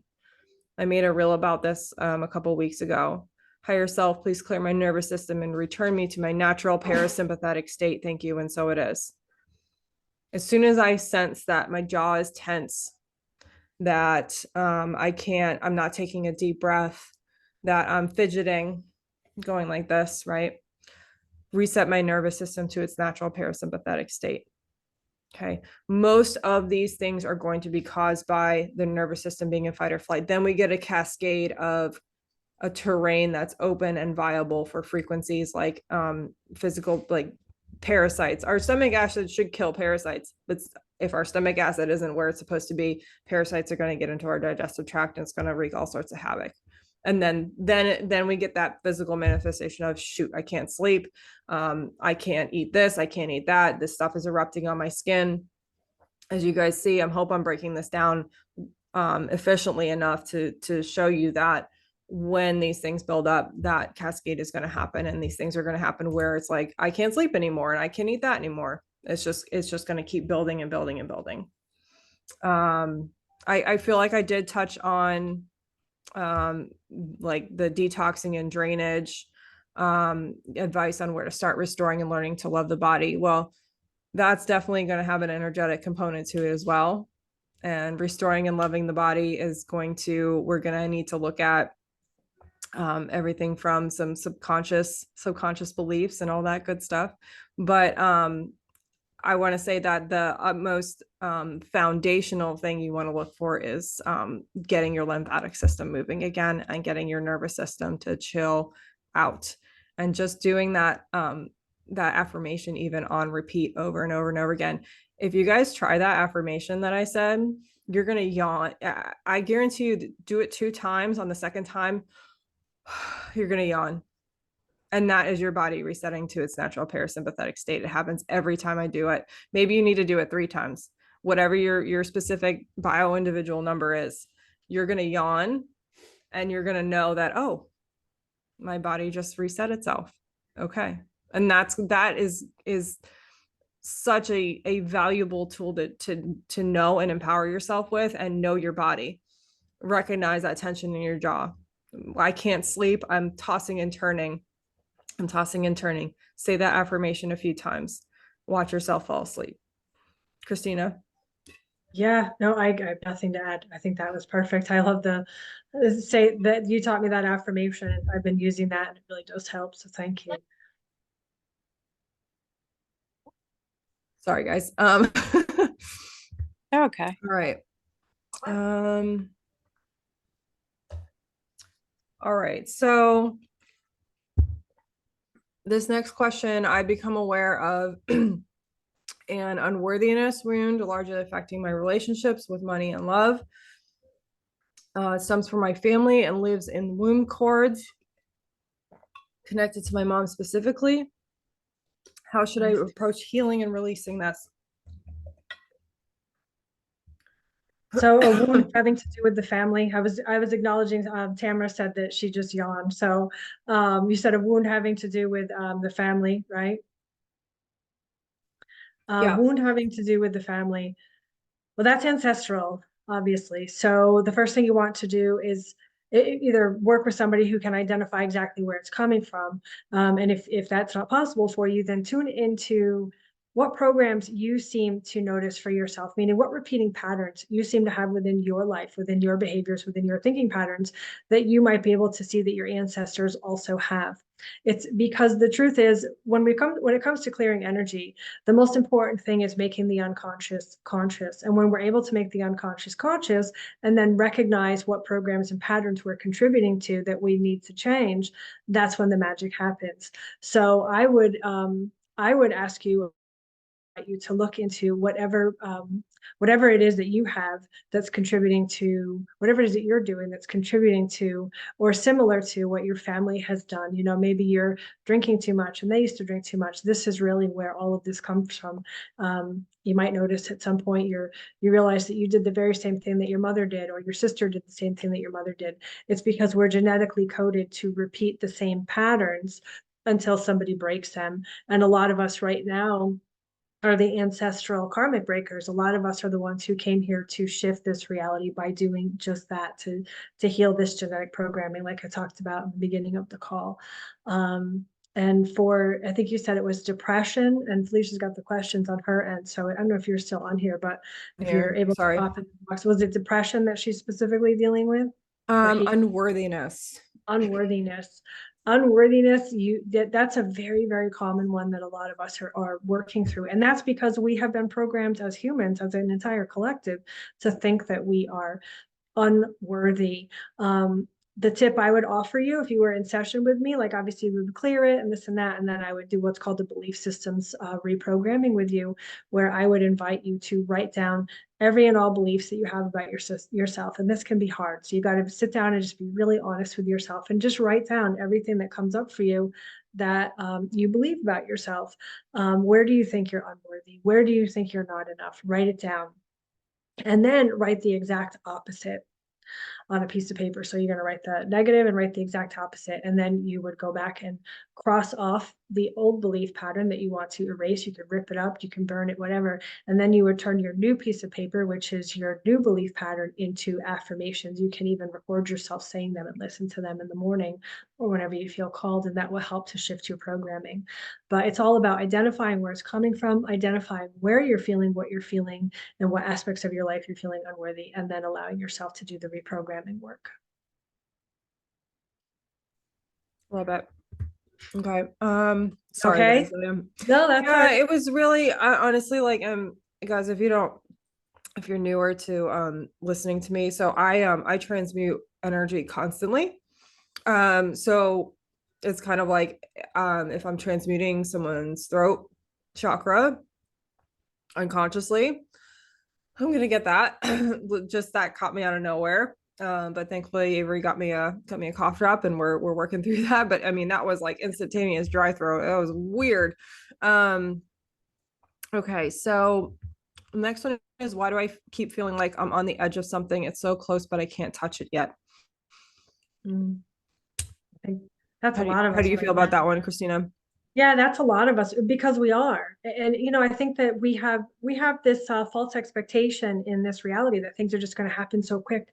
But the truth is, every day you are on the edge of something new. So it's important to always look for the small things, the silver linings, because in this reality, again, we're programmed with these movies and these events to always have to be entertained by these huge things. But if you ever just sit by a pasture or a river or something and you watch the butterflies go by, that's just as beautiful. And that is on the edge of something. That's creator speaking to you, so technically we are all on the edge of something every day. And I think that's, if you are, what I'm sensing is, I don't know who this person is, but what I'm sensing is that maybe you're watching too many YouTube videos or Instagram reels and like social media stuff that's keeping you there. So pay attention to what you're watching that's keeping you there, and allow yourself to know what's happening, but simultaneously be in the present, because I think that's part of this process as well, is that we get all revved up. That's the hopium that I was speaking of, I relate to that. I absolutely relate to that so much. And I've been struggling with that myself for sure. I think also mostly because you think you have it all figured out and then everything implodes on you. And then it's like, oh wait, yeah. I need to reinvent and refine myself for real this time. So I get it. I can empathize with that. And it's really, really hard. And especially knowing what there is a challenge when you integrate more of your consciousness into your body. And that's knowing, just having, I'm going to see if I can explain it right. Just having this knowing of that you're here, and gosh, the time can move so slow. It can move so slow, especially when you think about and about how many past lives you had and all this other stuff. And you're like, just looking around and you're like, oh my gosh. Molasses. It can feel like that. And then other times the frequency is high and time feels like it's going like this. It's going to have that ebb and flow like that. And it's really hard to get used to. And it's, yeah. And I love that advice, Krystina. I really love that part. We're relearning. We're all relearning how to be in the moment here and now. Yeah. And I just have to tap onto what you just said, because like the more I was able to tune into my higher consciousness, I always lisp on that word. I don't know why, but the more I tune into my higher consciousness, I'm able to feel those realms, the harder it is to be here, because in those realms, we do just manifest it. We think it's there. We think it's there. So the higher you go in consciousness, the harder it is to be here sometimes. Sometimes for sure. And especially with the just knowing more recently, diving in with you about this, how I have a split consciousness, and how I'm like, I was actually going through these emotions of, I was pissed at my, at my y'all have me down here. I'm down here right now. You're up there. What the heck? Just go, it's a weird feeling. It's a weird reality when and I'm learning to tap into those other consciousnesses. There's two of them, so there's three consciousness active at the same time. It's weird, and I was going just more bemused, but just going through this emotion of just sitting there like, what the heck, guys, what have y'all been doing this whole time? I know they've been there for me. I know that they're my guys. The heck, y'all. Yeah, it's a weird trippy. It's trippy. I just want to answer Kevin's question real quick because I saw okay, I don't have that screen up. Okay, so Kevin just asked, how do I find balance between doing something to help the world and be of service and enjoy the things I love, like concerts? Well, that's awesome. And I would advise you to be your most authentic self, right? Like I talked about earlier, when you're able to really tune into yourself, when you're able to be in your happy zone, in your happy place, in an authentic way, meaning you shift your energy. So you go into these concerts with a higher consciousness knowing. You go into these concerts knowing that even the guy that might be puking over there and the person over there that might be acting like a jerk or whatever, even they have a higher consciousness. They have a soul that's attached to them. So just by being present in those conscious, and I mean being present, not just being physically there and then like getting drunk and checked out or whatever, not saying that you do, but I mean being physically present and being there, and allow yourself to maintain that higher state of consciousness and bring it into that reality. You are actually like a stone in a pond, meaning you're the one casting the ripples all around you. And then to take it a step further, if you do drink, I would advise you to call upon your angels, call upon your guides. You can just kind of wave your hand over the alcohol before you're going to drink it. Infuse it with Christ consciousness before you drink it. Ask your angels and your guides to raise the frequency of the drink before you're going to drink it. And then wrap yourself in an energetic sphere. And I say that because there are going to be archons, parasitic attachments, all of that, those kinds of things, basically demons floating around in the air. And when you're going to drink alcohol, you are in fact lowering your frequency, but we can protect ourselves from that. So if you raise the frequency of the beverage or whatever before you're drinking it or whatever it is you're enjoying, and allow yourself to ingest it, knowing that it's raising your frequency, and be consciously aware of what you're thinking. Like, don't get so many that you get blindsided, and then wrap yourself in an energetic sphere. Put mirrors on the outside. So just visualize a ball of energy around you, put mirrors on the outside. And then while you're there enjoying yourself, hold that presence of awareness and visualize your energy expanding to everybody in the room. And then by doing that, at the concert, you are actually, just by being present, shifting the consciousness of those people around you, because the truth is we are all connected to the unified field. Yeah, I love that. And Krystina, the way what you were talking about reminds me of when I was visiting you in Asheville, and we went to, what was that place, that hotel? Grove Park in. We went and we sat outside, and it was beautiful, gorgeous view. And let me tell you guys, like, being with high vibrational people only strengthens that bubble around you. But I'm telling you guys, like, we were sitting there, we were having a cocktail, conversing. We could feel the spirits literally swirling around the outside of our bubble. Yeah. Okay. But the difference is that there's some people that are going to tell you that, like, you can almost feel their fear of that particular thing of alcohol. When you have a fear of it, you only strengthen the other things floating around. You're only giving them power. When you're able to infuse it with that energy, when you go into it saying, this doesn't control me, I'm here to enjoy myself, I'm here to have a good time. Now, am I saying that we had 5 drinks? Absolutely not. We have one guy, you have 1 or 2, and you're able to stay in control. You create that force field around you and you protect yourselves. That is absolutely doable. And it's a way of conquering it. Now, of course, that this opens up a whole nother conversation regarding addictions and things like that I could spend an hour talking on, which I'm not going to. However, for an individual who is consciously in control of themselves, who has made peace with what it is and what they're doing, absolutely you can enjoy this stuff. You can have a good time with your little force field around you, and just live your beautiful human life and go to those concerts. Yeah, absolutely. We're here. Spirit is in everything, literally everything, even in the guitars on stage. Love that.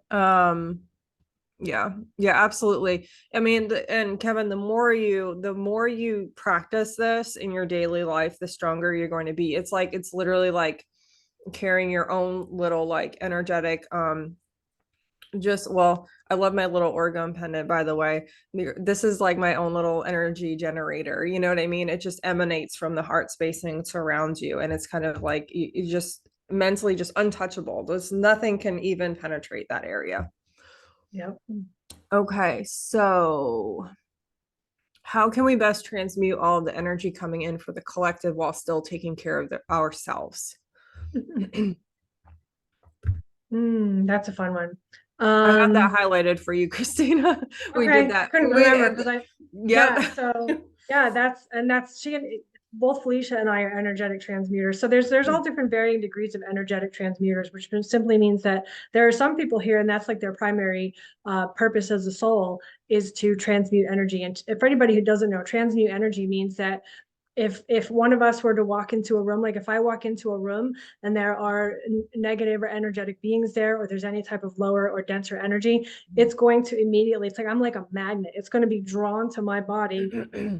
And then those of us who are transmuters are the ones who get to clear it. And there's, like I said, there's varying degrees. To some degree, we're all doing this. But then there are people the souls who are here, and that's their primary purpose. Felicia's like that, and I'm like that. So a couple things you can do. First of all, be aware of it. Like Felicia tonight, she's got the thing going on in her throat. That means that somebody here on the call probably has something like that, or somebody in her vicinity. That happens to me when I'm working with clients. You can actually use it. Like when I'm working with somebody who's in hysterics and they're really going through a hard time, I am consciously calling their energy to me because it's something that I'm able to do. I'm able to help them alleviate that pain. And those of us who are energetic transmuters have often had very, very painful paths in this world for the purpose of being able to carry that pain, because it's almost like, you got the strongest person on a team that's going to carry the big heavy bag. Well, the energetic transmuter has had to train our energetic muscle most of our lives. So those of us who are energetic transmuters often have had very painful paths, but it's because so that we can train our energetic muscle. So the first thing is being aware of it, and being aware that if you have had a more painful past than most people around you, that's likely why. Couple things you can do to manage it daily. First of all, always wrap yourself, like we just had with Kevin, wrap yourself. That energetic sphere mirrors on the outside. Always, always, always be aware of your surroundings. If you walk into somewhere and you see a bunch of upset people, be aware that you're going to be clearing more energy, obviously. Be aware when you have a symptom, like Felicia with her throat tonight. When I'm working with somebody, if I hang up on a call and an hour later, I have an upset stomach, then I know that I probably got it from that person and I need to clear the energy of it. Oh, yeah, that's learn how to clear energy. Yeah, learn how to clear energy. You're gonna need to know how to clear energies. There's very simple ways that you can do that. And I'm actually teaching an energetic masterclass that I just put up in my link tree just before tonight. So if you want to learn how to work with energy at a master level, then join that workshop. It's inexpensive and you'll learn a lot. And something I like to do is set a time, because we're in control. Whether you realize it or not, you're in control of your energy field. You're in control of everything down here. You're even in control of what guides you get to have and what guides you don't have, but you have to speak it out loud. So for me, for example, I set a time barrier.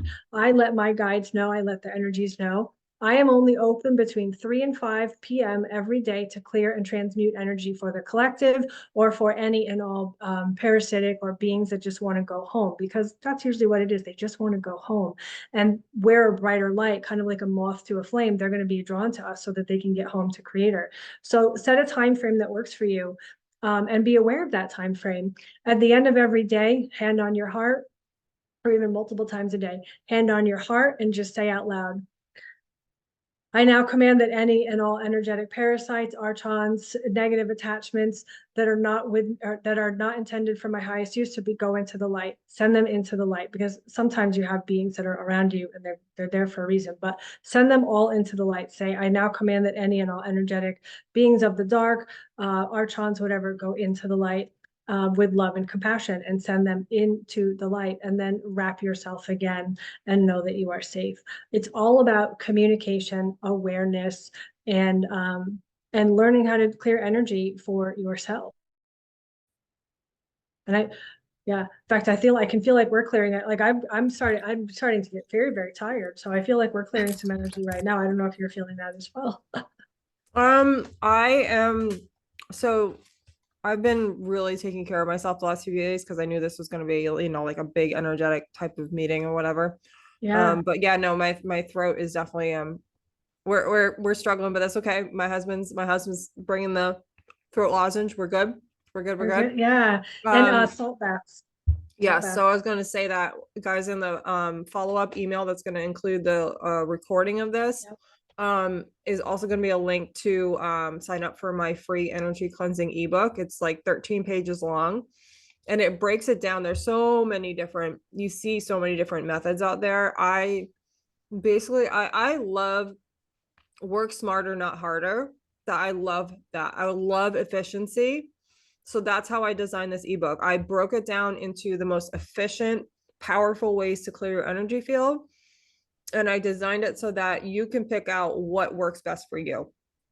Okay, so that's going to be included in the email that goes out. So when it comes to taking care of yourself and your energy field, daily or weekly energy cleansing practices, I've got that in there. Clearing a few clearing affirmation statements, talk about orgone pendants, salt baths, briefly on household protection, all that stuff. So that's in there as well. All right. So, so now we're getting into, I don't know if this will relate to this call, but are the Indian gods and goddesses portrayed in a negative light because everything in this dimension has duality? I often hear that India is full of evil, mostly from Christians, or that figures like Lilith are pure evil. Then I hear that these figures are needed and to embrace them. I love this question. Yeah. And I'm just going to, because I know there's quite a few questions after this, so maybe we'll try to keep them our answers a little bit more concise for you guys. Yeah. So we can get through this as much as possible. Yeah, so there is no good and bad. There's dark and light, and then there's people who act good and who act bad within them. And even within the energetic realms, there are beings who want to be mischievous. But to answer this question more specifically, no, the Indian gods and even Lilith are not evil. In fact, most of the Indian traditions are some of the most ancient traditions that are the truest traditions, in like the Hindu, how to get in touch with Creator.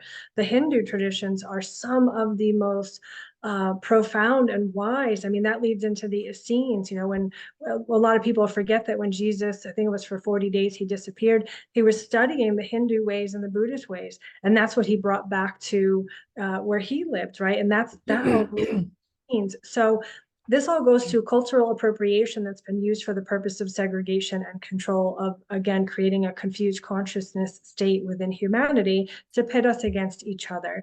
And they've done a very, very good job of it. There is good and bad in everything. I'm sure if you look through these texts, you're going to find some bad stuff, but you have to remember, most of the teachings that we have available to us from these perspectives, they've been rewritten, translated and rewritten and translated and rewritten how many times? So the translation is going to be based on the perspective of the person who translated it. So if you want to get to the root origins of these teachings, you need to go back in text. Like when I read books about the human body, I'm going into books from the early 1800s and even older. Like some of the best books I find are a couple hundred years old. And those are the books I read that help me to have a deeper understanding of where we are today as humanity, because then you have to look at how we evolved. So no, Indians are not bad. The Hindu traditions and such are not bad. To answer your question about Lilith, Lilith is the dark feminine. The dark feminine is who protects herself against the patriarchy, right? So Lilith, again, has been portrayed as evil. She was the one who was cast out. But I want to remind you that it's the dark feminine that steps forward to protect herself in an abusive situation, right? We need to call on our dark feminine. We need to infuse the light in the dark. And Lilith, again, she was one of the first mothers. She's like the mother of the underworld, depending on how you want to look at it. She's also she was created before Eve, through not with Adam, but simultaneously as Adam. So if you want to really go back into the ancient text and look at this from metaphorical standards, because most of those stories are metaphorical, then you need to realize that they're shifting your perspective again, because Lilith was created to be Adam's equal. They didn't want that. So then they created a woman from Adam, right? And this gets into, again, metaphorical text. So if you really want to look at how they like to control our consciousness, what they're trying to tell you in pushing Lilith down is that women don't have a right to be equal to men. So Lilith is the dark feminine, just like the shadow within us. The version of us that gets abused in this lifetime becomes our shadow, right? And then that's where our poor behaviors come from. So Lilith stemmed from that. Lilith's energies actually stem from that. But just like we're infusing our shadows into our light body by allowing ourselves to see the deeper truths within ourselves and love ourselves unconditionally, that's how we need to look at some of these energies as well. I hope I answered that well enough. Oh yeah, no, you're perfect. We're gonna keep moving on. I'm not even gonna try to follow that up. Besides the fact that all I could see was like when you were talking, like the pointing, the right, the left, the east, the west, all this, yeah.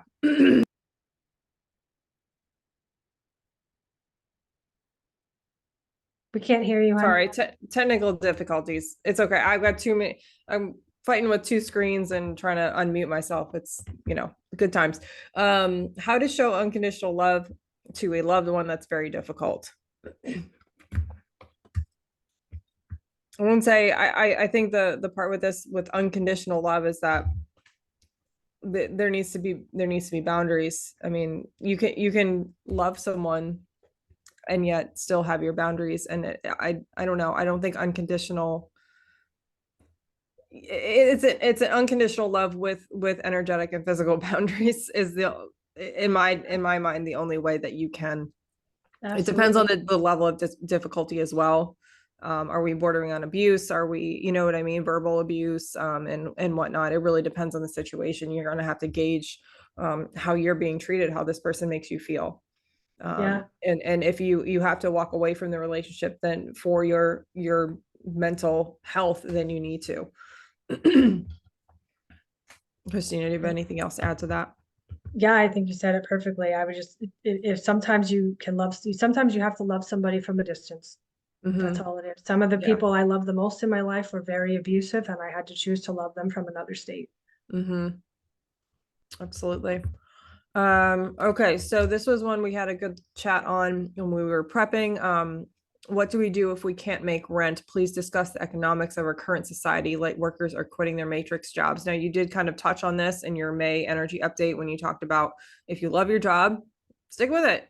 Don't put yourself under pressure. Like, oh my gosh, I'm not leaving my job. I'm not contributing to, I'm still contributing to the matrix. I have to leave my job. Well, guess what, guys? Leaving your job is really freaking hard. And if you're doing it the right way, it's a struggle. So, Krystina. Yeah, I mean, it can be hard when we're going through stuff like that. And that goes to, again, like she said, sometimes it's not about leaving your job. Sometimes for some people, it's about finding ways to shift who you are within the job, if that's what leaves you feeling happy. If you feel called to leave your job and you're going through a life rearrangement, then it's about being open to the process, really, allowing yourself to trust the universe, rise up and trust the universe when possible, but also doing the deep work. Because the truth is, if we have financial blocks within us, then we can't manifest the life that we want to manifest. No matter how hard we work, we can't manifest the income that we need to provide for ourselves. So it's about consistently showing up for yourself and clearing the blocks. while looking for, I mean, we still have to work, looking for what it is you love to do and finding ways to show up and allowing yourself to be guided and working with the universe hand in hand.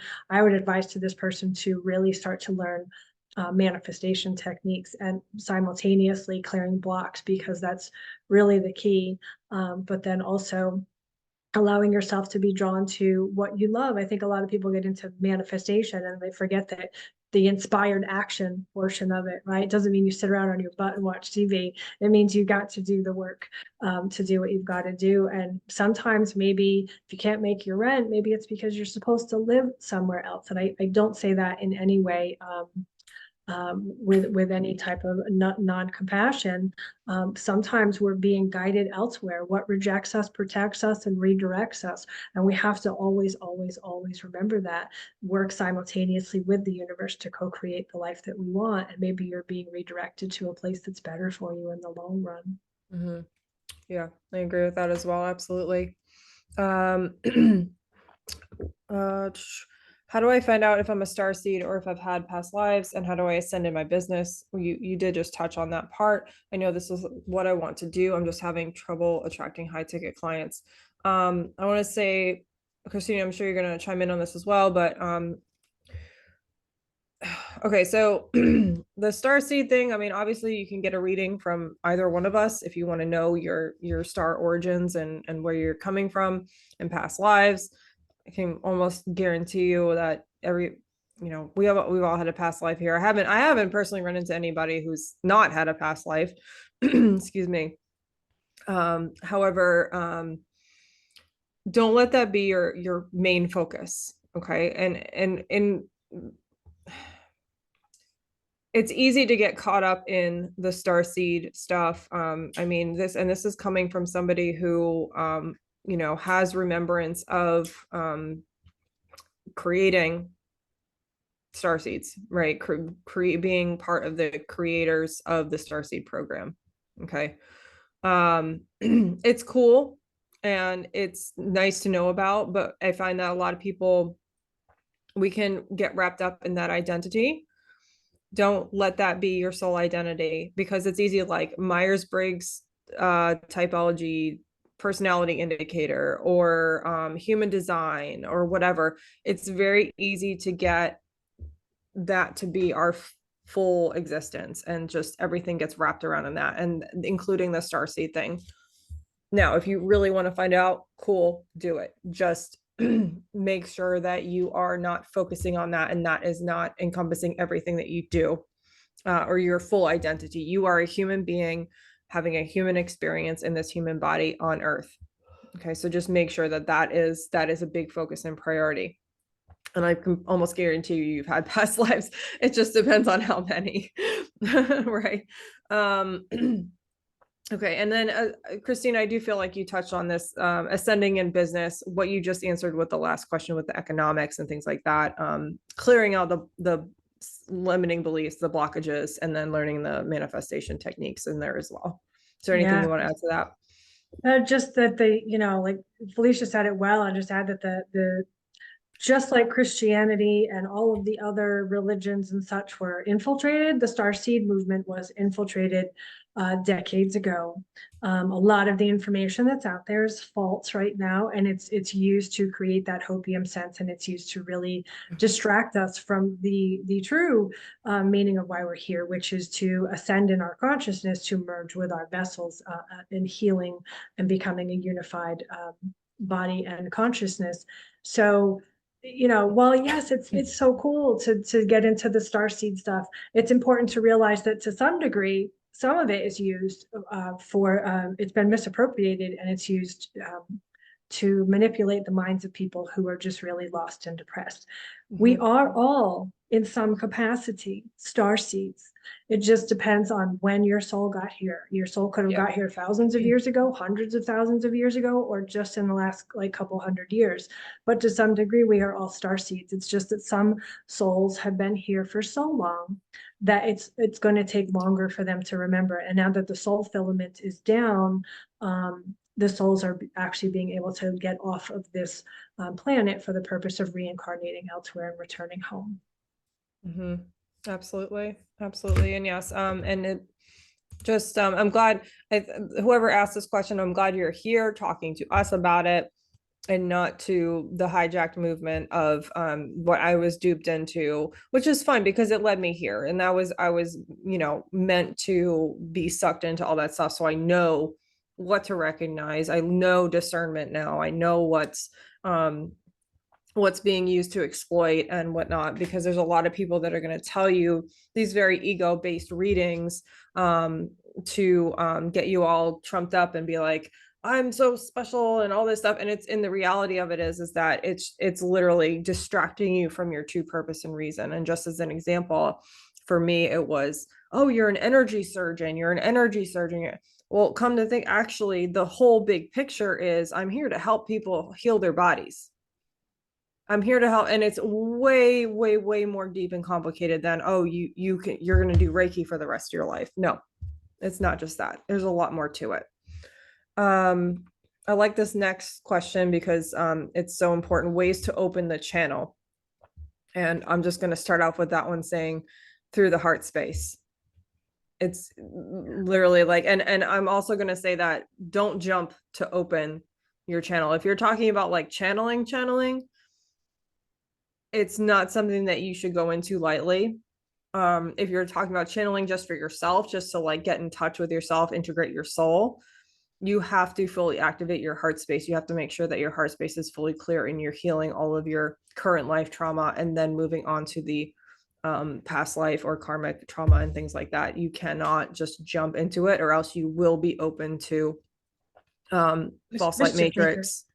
Yeah, the mischief makers. You will be open to the mischief makers. You will not know discernment if you don't know your own heart space. You must connect with your higher self first. Do not even bother with anything else. You have to integrate your higher self into your body consciousness here and now, and don't even worry about all the other stuff. Krystina. Yeah, no, I think, that's, you said it all. I basically would say the same thing in different words. So I just want to go on to the next one. That works. How do we connect to our purpose? How do we remember who we are? And then I'm going to throw in this other question as well. What tips can you provide on healing for continued awakening and ascension? I think that the last question that was just asked, it's kind of the same thing. You got to go in to go up. You got to go in to go up. And when you go in is when you start to awaken to where you're not authentic in your life. And when I say authentic, I mean, you might be loving the people and the experiences that you're having, but maybe in some level, you're not in alignment with what you're truly feeling. There might be some deep grief, some deep anger, some deep shame or something in there. And when you start to really look at things around your life, it's going to begin to show up. So, all of that, it all comes from healing the body and the mind. You can't skirt around it. There's no way to escape ourselves and just go right up. But when you do, then you're attaching to false light matrix. You're attaching to the mischief makers. So you have to go in. You have to go in to go up. You have to heal the body. You have to heal the heart. I would say start with healing your thoughts and your programs that are going on in your mind, and start paying attention to what your heart is feeling, healing your body simultaneously, and take your time and enjoy the journey of it. It's a breadcrumb process. You get dripped breadcrumbs here and there. It doesn't happen like that. And for the people who does, either one of two things: either there is a genuine soul contract where they did have some type of and I mean good being, their higher self walk into them, or they've been taken over, because there are two types of walk-ins. There's the walk-ins who do in fact connect with their higher selves and they're good. But then there's also walk-ins who basically never did any types of healing, didn't have that contract, and they have a walk-in that could be like a reptilian being or some type of being from a higher realm that means to cause more harm than good. Oh yeah, we've experienced with that for sure. Yeah. The walk-in thing is really, really something that needs to be talked about at some point, because it's really insane. So yeah, and I think that what we were just talking about definitely addresses how do we connect to our purpose, how do we remember who we are. The remembrance stuff will come mostly, and in my experience, mostly like when you hear something or you read something, you're going to have a remembrance of like this whole wave of energy just going over your body. You might have a flash of something in your mind, almost like a drunken hazy memory or something like that. they're going to come through scattered. It's nothing's going to be consistent. Don't rely on like, okay, like I this happened this week, so 2 more should happen next week. It doesn't work like that. Like Krystina was saying, I'm so glad you brought that up. If somebody says that they had this huge awakening and all the gifts came online and all this other shit, red flag. I would proceed with caution, 1,000% It takes a lot of hard work deconstructing all of the stuff we've been programmed with to get to where we are now. Absolutely. Yeah. And it takes a lot for the physical body. And for anybody who wants to know more about that, like I would look into the story of Ramtha and Jay-Z Knight, like what she had to do to prepare her body to share, to offer a shared vessel for a higher being. Because she had to raise her frequency, and she's always like full of water. She's always bloated. So it's a lot to be able to sustain that. Yeah. That sounds really interesting. And I definitely would want to look into that because it's it's one or the other. It's either pure entity consciousness that is self-serving, or it's what you were saying about a higher dimensional being. And there's really, I don't really see an in between. No. But I will say that telltale signs that you can pick up on are if there are any fear undertones in how they are speaking or living their lives, fearful undertones, fear, shame, and guilt. When they cannot hide the fear, shame, and guilt. There will always be signs of fear, shame, and guilt that come to the surface that you can recognize, that can be like, wait a minute. If we are living in that fear, shame, and guilt vibration, and they say they're a walk-in, walk away. Yeah. Are the energies this year more difficult or different than they were just last year? Are things continuing to get more intense energy wise? You were talking about, I feel like we kind of answered that in the beginning. Do you have anything you want to add to that? Well, yeah, we're in solar cycle 25. So every 11 years, the sun goes through a solar cycle where it basically begins to emit more and more of these flares, right? It's shifting, just like we go through cycles, Earth goes through cycles and seasons, so does the sun. So you think back to 2015, and some of you may be able to think back to 2015. You may have had some occurrences. I know personally, I was hospitalized in 2015 because I couldn't stop my heart. My heart was racing out of my chest, and I ended up having to be on medication. I had no idea what was happening then. And we were in an increased solar cycle then. So 2024 into the beginning of 2025, and specifically as I see it into February and March of next year, we are in an increased solar cycle.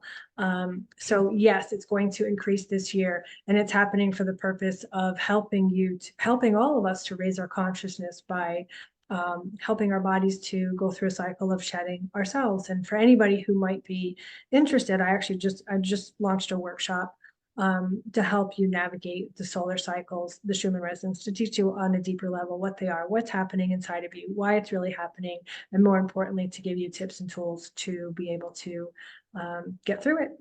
This lady knows her solar cycles. I'm connected right to the sun. Well, that's the source creator. So when I go into meditation, I go right into the suns. Love it. I love it. Okay. You talk a lot about self-care during hard days and tips we can do to help with symptoms, which has been very helpful. My question is, what can we do for our children? I have 2 elementary aged kids. How does this affect them? Thank you. Krystina, I know you were really excited about this question. I'm gonna this is a great question because close my video for 2 seconds. You get this one. Okay, this speaks to the future, right? Like I was talking about, this is a generational process. This isn't going to happen in this one lifetime. This is something that's going to be ongoing. So, and what's beautiful, and I'm sure you guys have seen this, we are seeing these beautiful children come in with remembrances, right? Because we don't have that soul filament, that soul prison that was around our planet anymore. Right now, what we're able to come in at a higher consciousness. We have, a lot of us who have been here, we have been ascending, and we have shifted the frequencies of this planet. So the souls that are being born into the bodies now are able to have a closer connection, to have to maintain higher frequencies. So The first thing is always focus on the basic detoxing. And yes, you can detox your children and keep them healthy. I would definitely look for a professional. And I know there's a lot out there. Look for somebody who specializes in helping to maintain the children's body in a detox way, how to detoxify a children's body. Teach them the truth. I mean, don't share it in a way that's going to scare them, but share the truth with them, and allow them to teach you, because the truth is, the children are the closest to their souls, right? When we come in as babies, we're in that closest point where we remember where we came from. And some of you that are on here right now might be able to think back when you were children and remember that you had these knowings, invisible friends, or maybe you felt called to just know something or say something. I know for me personally, when I was a child, I was always out singing to the trees and talking to nature. And I didn't realize it at the time, but I was just communicating with energy, because that's what I do. I communicate to all energy. And even when I went to church, I remember sitting in church and being like, Mom, this doesn't make any sense, right? So that was because I knew I had those remembrances. Fortunately for me, I had a mom who encouraged it, and she would ask me, and sometimes she would laugh at me, especially if I was in church and haggling with the pastor. But for the most part, she would encourage it. And so that's a household I grew up in, and that's why I'm able to connect at the levels I am. But with the children that are coming in now, the most important thing you can do is help them keep their bodies clean. Ask them what they're feeling. Like if they come home and they're like, Mommy, I heard noise when I was in the living room, or they're asking about what's going on in the world, share with them, listen to them, let them teach you, let them share with you what they're seeing, what they're feeling, what they're experiencing. And then encourage encourage them to tell you more. And I will just share with you that I've actually been fortunate enough to have sessions with, I do sessions for families, for marital situations, children, and I've had sessions with parents who have their children whose their abilities are basically coming online. So they require being taught how to manage this, because there are in fact energetic demons, parasites, whatever you want to call around us. And of course we want to be careful with the verbiage that we're going to use around children. It has to be done in a very delicate manner, but they need to be taught how to transmute energy for themselves. They need to be taught the truth of what's happening when they hear a voice, or when they see something, or when they, like literally a session I had, she's walking in the woods and she saw a mer person. She needs to know what that is, because otherwise it's scary as hell. So be honest with them to the level of which they can understand. And of course, if you're their parent, then you're going to know. Encourage them to draw pictures and show you what they're seeing. Encourage them to share with you what they're hearing. Teach them about detoxifying the body. And as you feel they're comfortable, share with them the truth of what's happening, that we are evolving. Just use the word evolving. I don't like the word ascension. I use it online because it's what's known. But if you use the word evolving, because that's what we've been doing, because the truth is humanity's been ascending for thousands of years, and we're just continuing to do so now at a more rapid rate. If you use the word evolving, and then your child goes to school and says, my mom says we're all evolving, well, the teacher's going to be like, yeah, we are, because we are. But if you use the word ascension, then you might have a little note sent home, or you might be called into the principal's office, because a lot of us have been made to look like quacks at this point. So that's about that. Awesome. Perfect. How can I clear trapped emotions? Nobody around me is aware or awake, and I have no one to talk to. Just need help clearing trapped emotions. Oh, there's lots of ways to do that. Okay, so first off, again, I'm going to recommend that the energy cleansing, my free energy cleansing ebook for sure. Set an intention before you go in and do, like, say, like a salt bath or a salt shower. Talk to your higher self. Higher self, please clear any and all lower vibrational or trapped emotions I hold in my body. I release them. Please return them back to source to be transmuted and cleared. Just speaking out loud to release these trapped emotions. Sometimes it's going to take a little bit longer for the emotions to come out, because what happens is when they're really buried deep down, they need a trigger. They need some sort of trigger to come out in like a situation where, okay, so you've got like frustration and anger, right? But underneath that, that's actually sadness. Maybe something happens that, like, I don't know, you stub your toe really, really hard out of nowhere, and you're so angry and frustrated. And then all of a sudden you stub your toe and you're just in that middle of like, why is this happening? And it hurts so bad, but then it triggers the sadness to come out, and you're sobbing on the ground. your toe kind of hurts, but you're sobbing way harder than you actually hit it. That sometimes needs a catalyst to get those trapped emotions out. Just as an example, you can get an energy clearing session. That's a very quick way to clear those trapped emotions. However, I would recommend working with somebody like myself or Krystina, who can actually help you get to the bottom of why are these emotions trapped, where are they coming from, and what exactly are they. Krystina, do you have anything to add to that? Yeah, no, you said it perfectly. I think it's just, clearing, what people don't realize is clearing trapped emotions is about making the unconscious conscious. Yes. And then finding the physical way to do it. And we all respond just like I love how Felicia uses the word bio-individual. Clearing trapped emotions is the same thing. You might respond to magnets, you might respond to Reiki, you might respond to exercise. It really depends on you. So again, working with somebody who's going to get to the finite ways of how you work. Yeah, absolutely. The next one's somewhat related. How do we clear ancestral trauma? And just like what I'm going to piggyback off what you just said, was we have to make the unconscious conscious. We have to identify the energetic frequency and pattern behind what is going on ancestrally. What is, like, you're seeing this behavior from your parents, realizing that, wait a minute, my grandparents did this to my parents, and now my parents are doing this to me. Making the unconscious conscious. And you can do a little ceremony to, call in your ancestors and set them free from this energy. You can work with one of us to help you transmute this, to help you understand this. Sometimes we need to talk about the actual origin of where it came from. I know, Krystina, you've helped me with that before as well, like helping me, like I think it was with my grandfather or something like that, just like and just realizing like where this actually came from, acknowledging him, calling in his energy, and releasing and freeing them. And like there's so many ways to get rid of ancestral trauma. And sometimes when I'm working on somebody, the energetic signature for ancestral trauma comes up in one of the planes I'm working on, mental, emotional, spiritual, whatever. I feel it, I release it. Might not know exactly what it was, but guess what? You already worked on it. It was ready to go, and it came out. So that's another way we can do that. Krystina, do you have a ancestral trauma release hack besides that?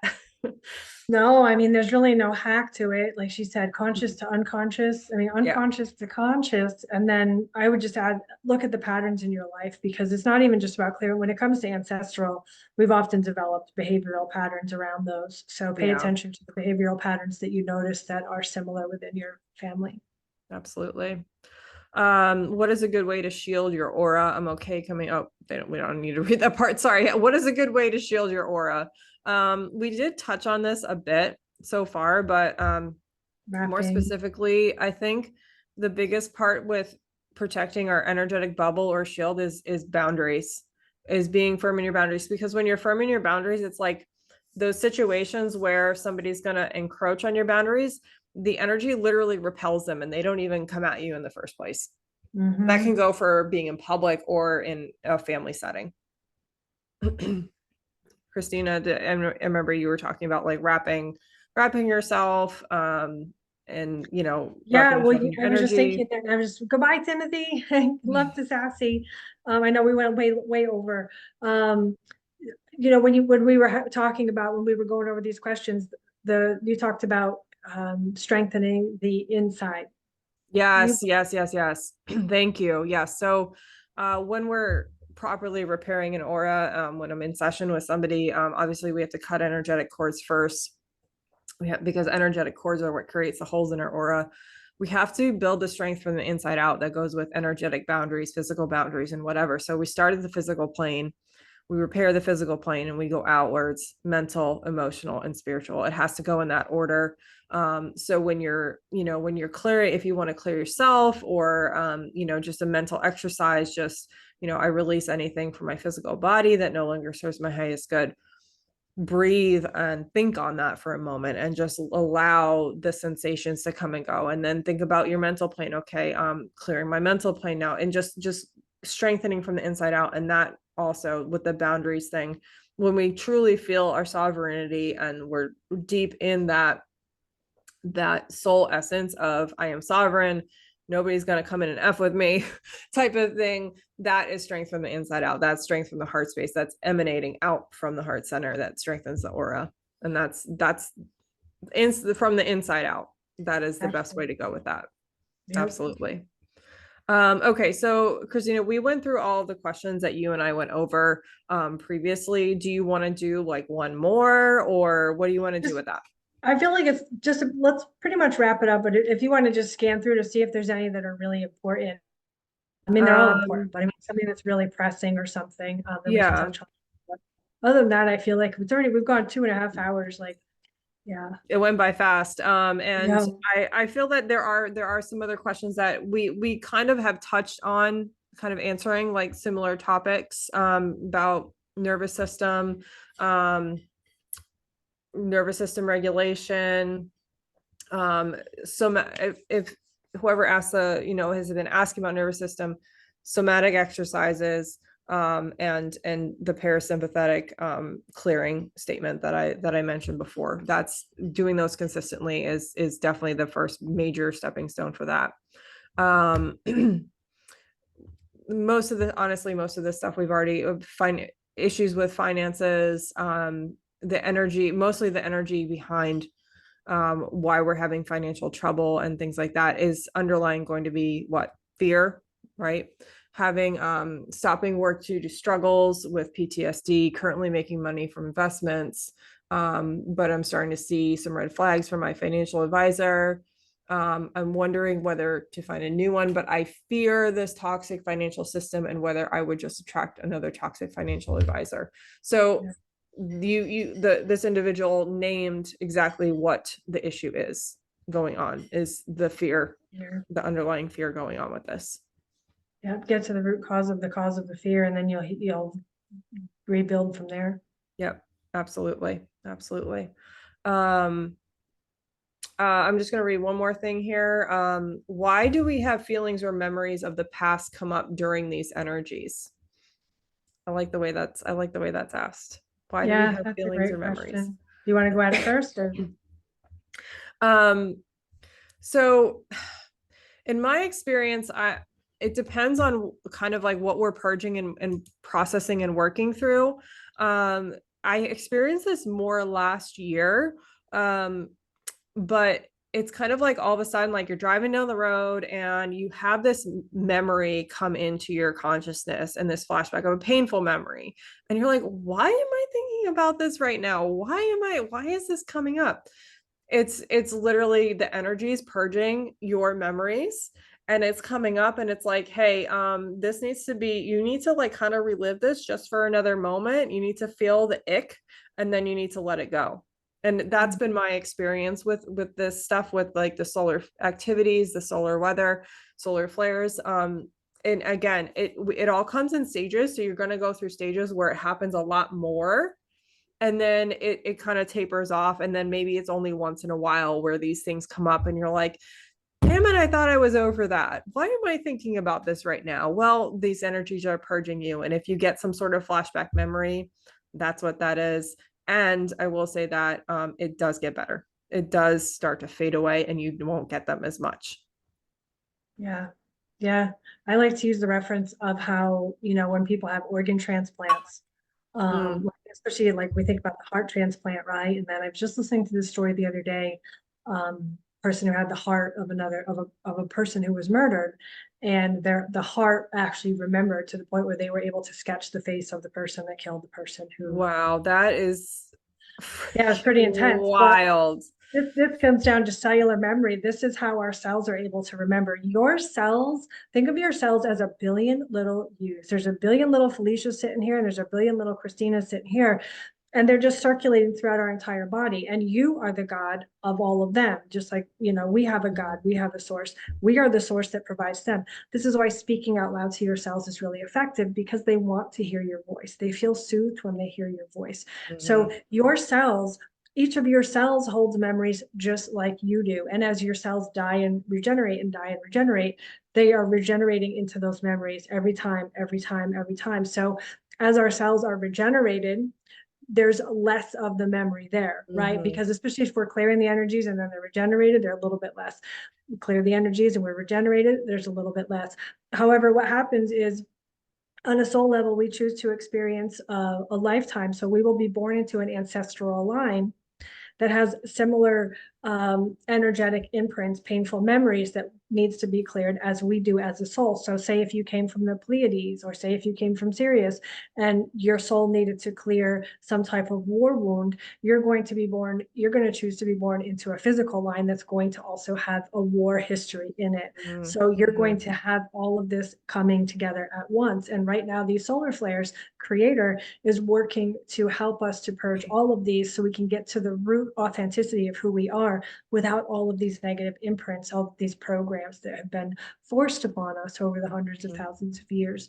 So yeah, so to answer your question, it's that cellular regeneration. Every time it comes, it's a little bit less, it's a little bit less, it's a little bit less. And that's why this process is so ongoing, because you might clear something that happened 10 years ago this month, and then next month you might clear something that happened 20 years ago. They're all connected to a similar memory that you're going to remember consciously now, but your cells and your energy fields are remembering what I call imprint memories from ancestral and parallel and past life experiences. It's a lot. It's a lot. That's what I see. Like when I first woke up, not when I first woke up, when my abilities really came on strong, I'll never forget. I went out for, I took myself out to lunch. I wasn't able to sleep the night before because I remembered my existence from like 2.5 billion years ago. And it was a lot. And then I went out to lunch that next day and I was sitting there eating a tuna melt. And this is when my sight first came on, and I was just biting into my tuna melt, which was really good, by the way. And I looked up, and there's this woman standing in front of me, and no judgment on what she was wearing. It just is kind of funny because of how it all happened for me. She's wearing like goth clothes with like all the piercings and whatever, and she had cute style. But then I'm seeing her, then I'm seeing her soul and her soul's history, then I'm seeing her family line behind her, and then I'm seeing whatever energetic attachments were attached to her, and I'm like, okay, this is a lot. And I went back to my where I was staying at the time, and I like closed the blinds for like a week. I was like, I can't do this. So those are all the different facets that we need to clear, and that's why cellular.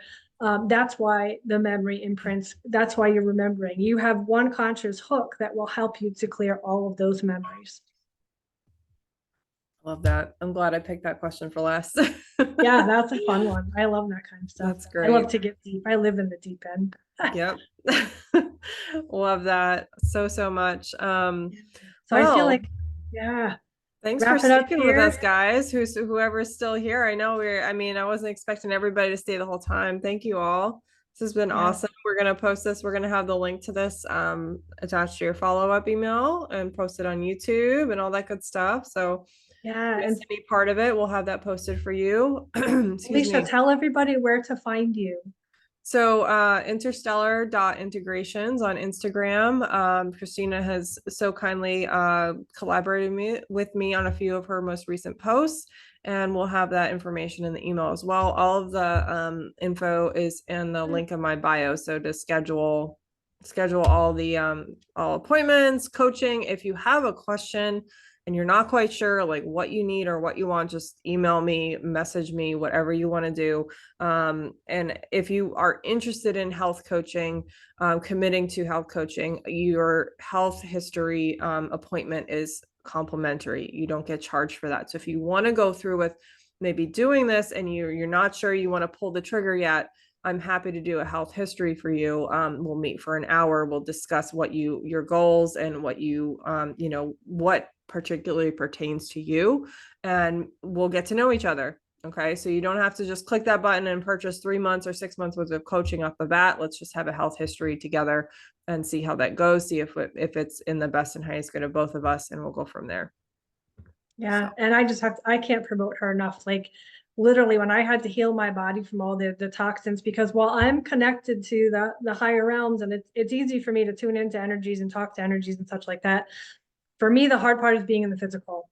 That's what I have to work through a lot. And Felicia sat on the phone with me one afternoon while I was pretty much in tears, frustrated with my physical body, having a really hard time, helping me put together a distiller, like step by step by step by step by step. Like she's that patient, she's that amazing. So if you're looking for somebody to hold your hand as you're healing your body, to answer the I know all the questions. ins and outs, guys. Yeah, she's All amazing. the little tricks. Yeah, she's helped me so much. And I'll put her link, her website link in the outgoing email as well. So you guys will have that there. And then check out her ebook that will be in the outgoing mail with this recording. And I will just also offer that I'm hoping this recording took. The last time I did a community support call, the recording did not take. So until nobody got one, it was, I think the energy, in fact, I know the energy was too high because I recorded it, but it just wasn't there for anybody. For anybody who's looking for learning how to really communicate with energy, learning how to navigate your day by communicating with the energy around you, using energy for your relationships, for your finances, to communicate with nature, using energy to literally communicate with everything around you and connecting with the higher realms. I've just launched a masterclass on that. You can check out the link tree in my bio. I'm going to do it at the last week in May. And then the first week in June, I am offering a class. It's a self-care mastery class to help you master your self-care through these solar flares, Schumann resonances, all of this stuff, because it's going to increase for another year. We've got until next February or March. So if that interests you, so please check that out as well. And thank you to Felicia so much for joining us tonight. Thank you for having me here. This was awesome. I love doing this with you. Yeah, this was amazing. We should we gotta do more lives or something. We gotta learn how to shorten our content for people because we have so much information we want to offer. So IG bye, live you guys. all day. Love to Bye, everyone. guys. Thank you. And we will send this out shortly. Bye.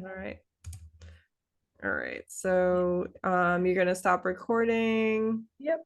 I think I can, but I don't want to touch it. So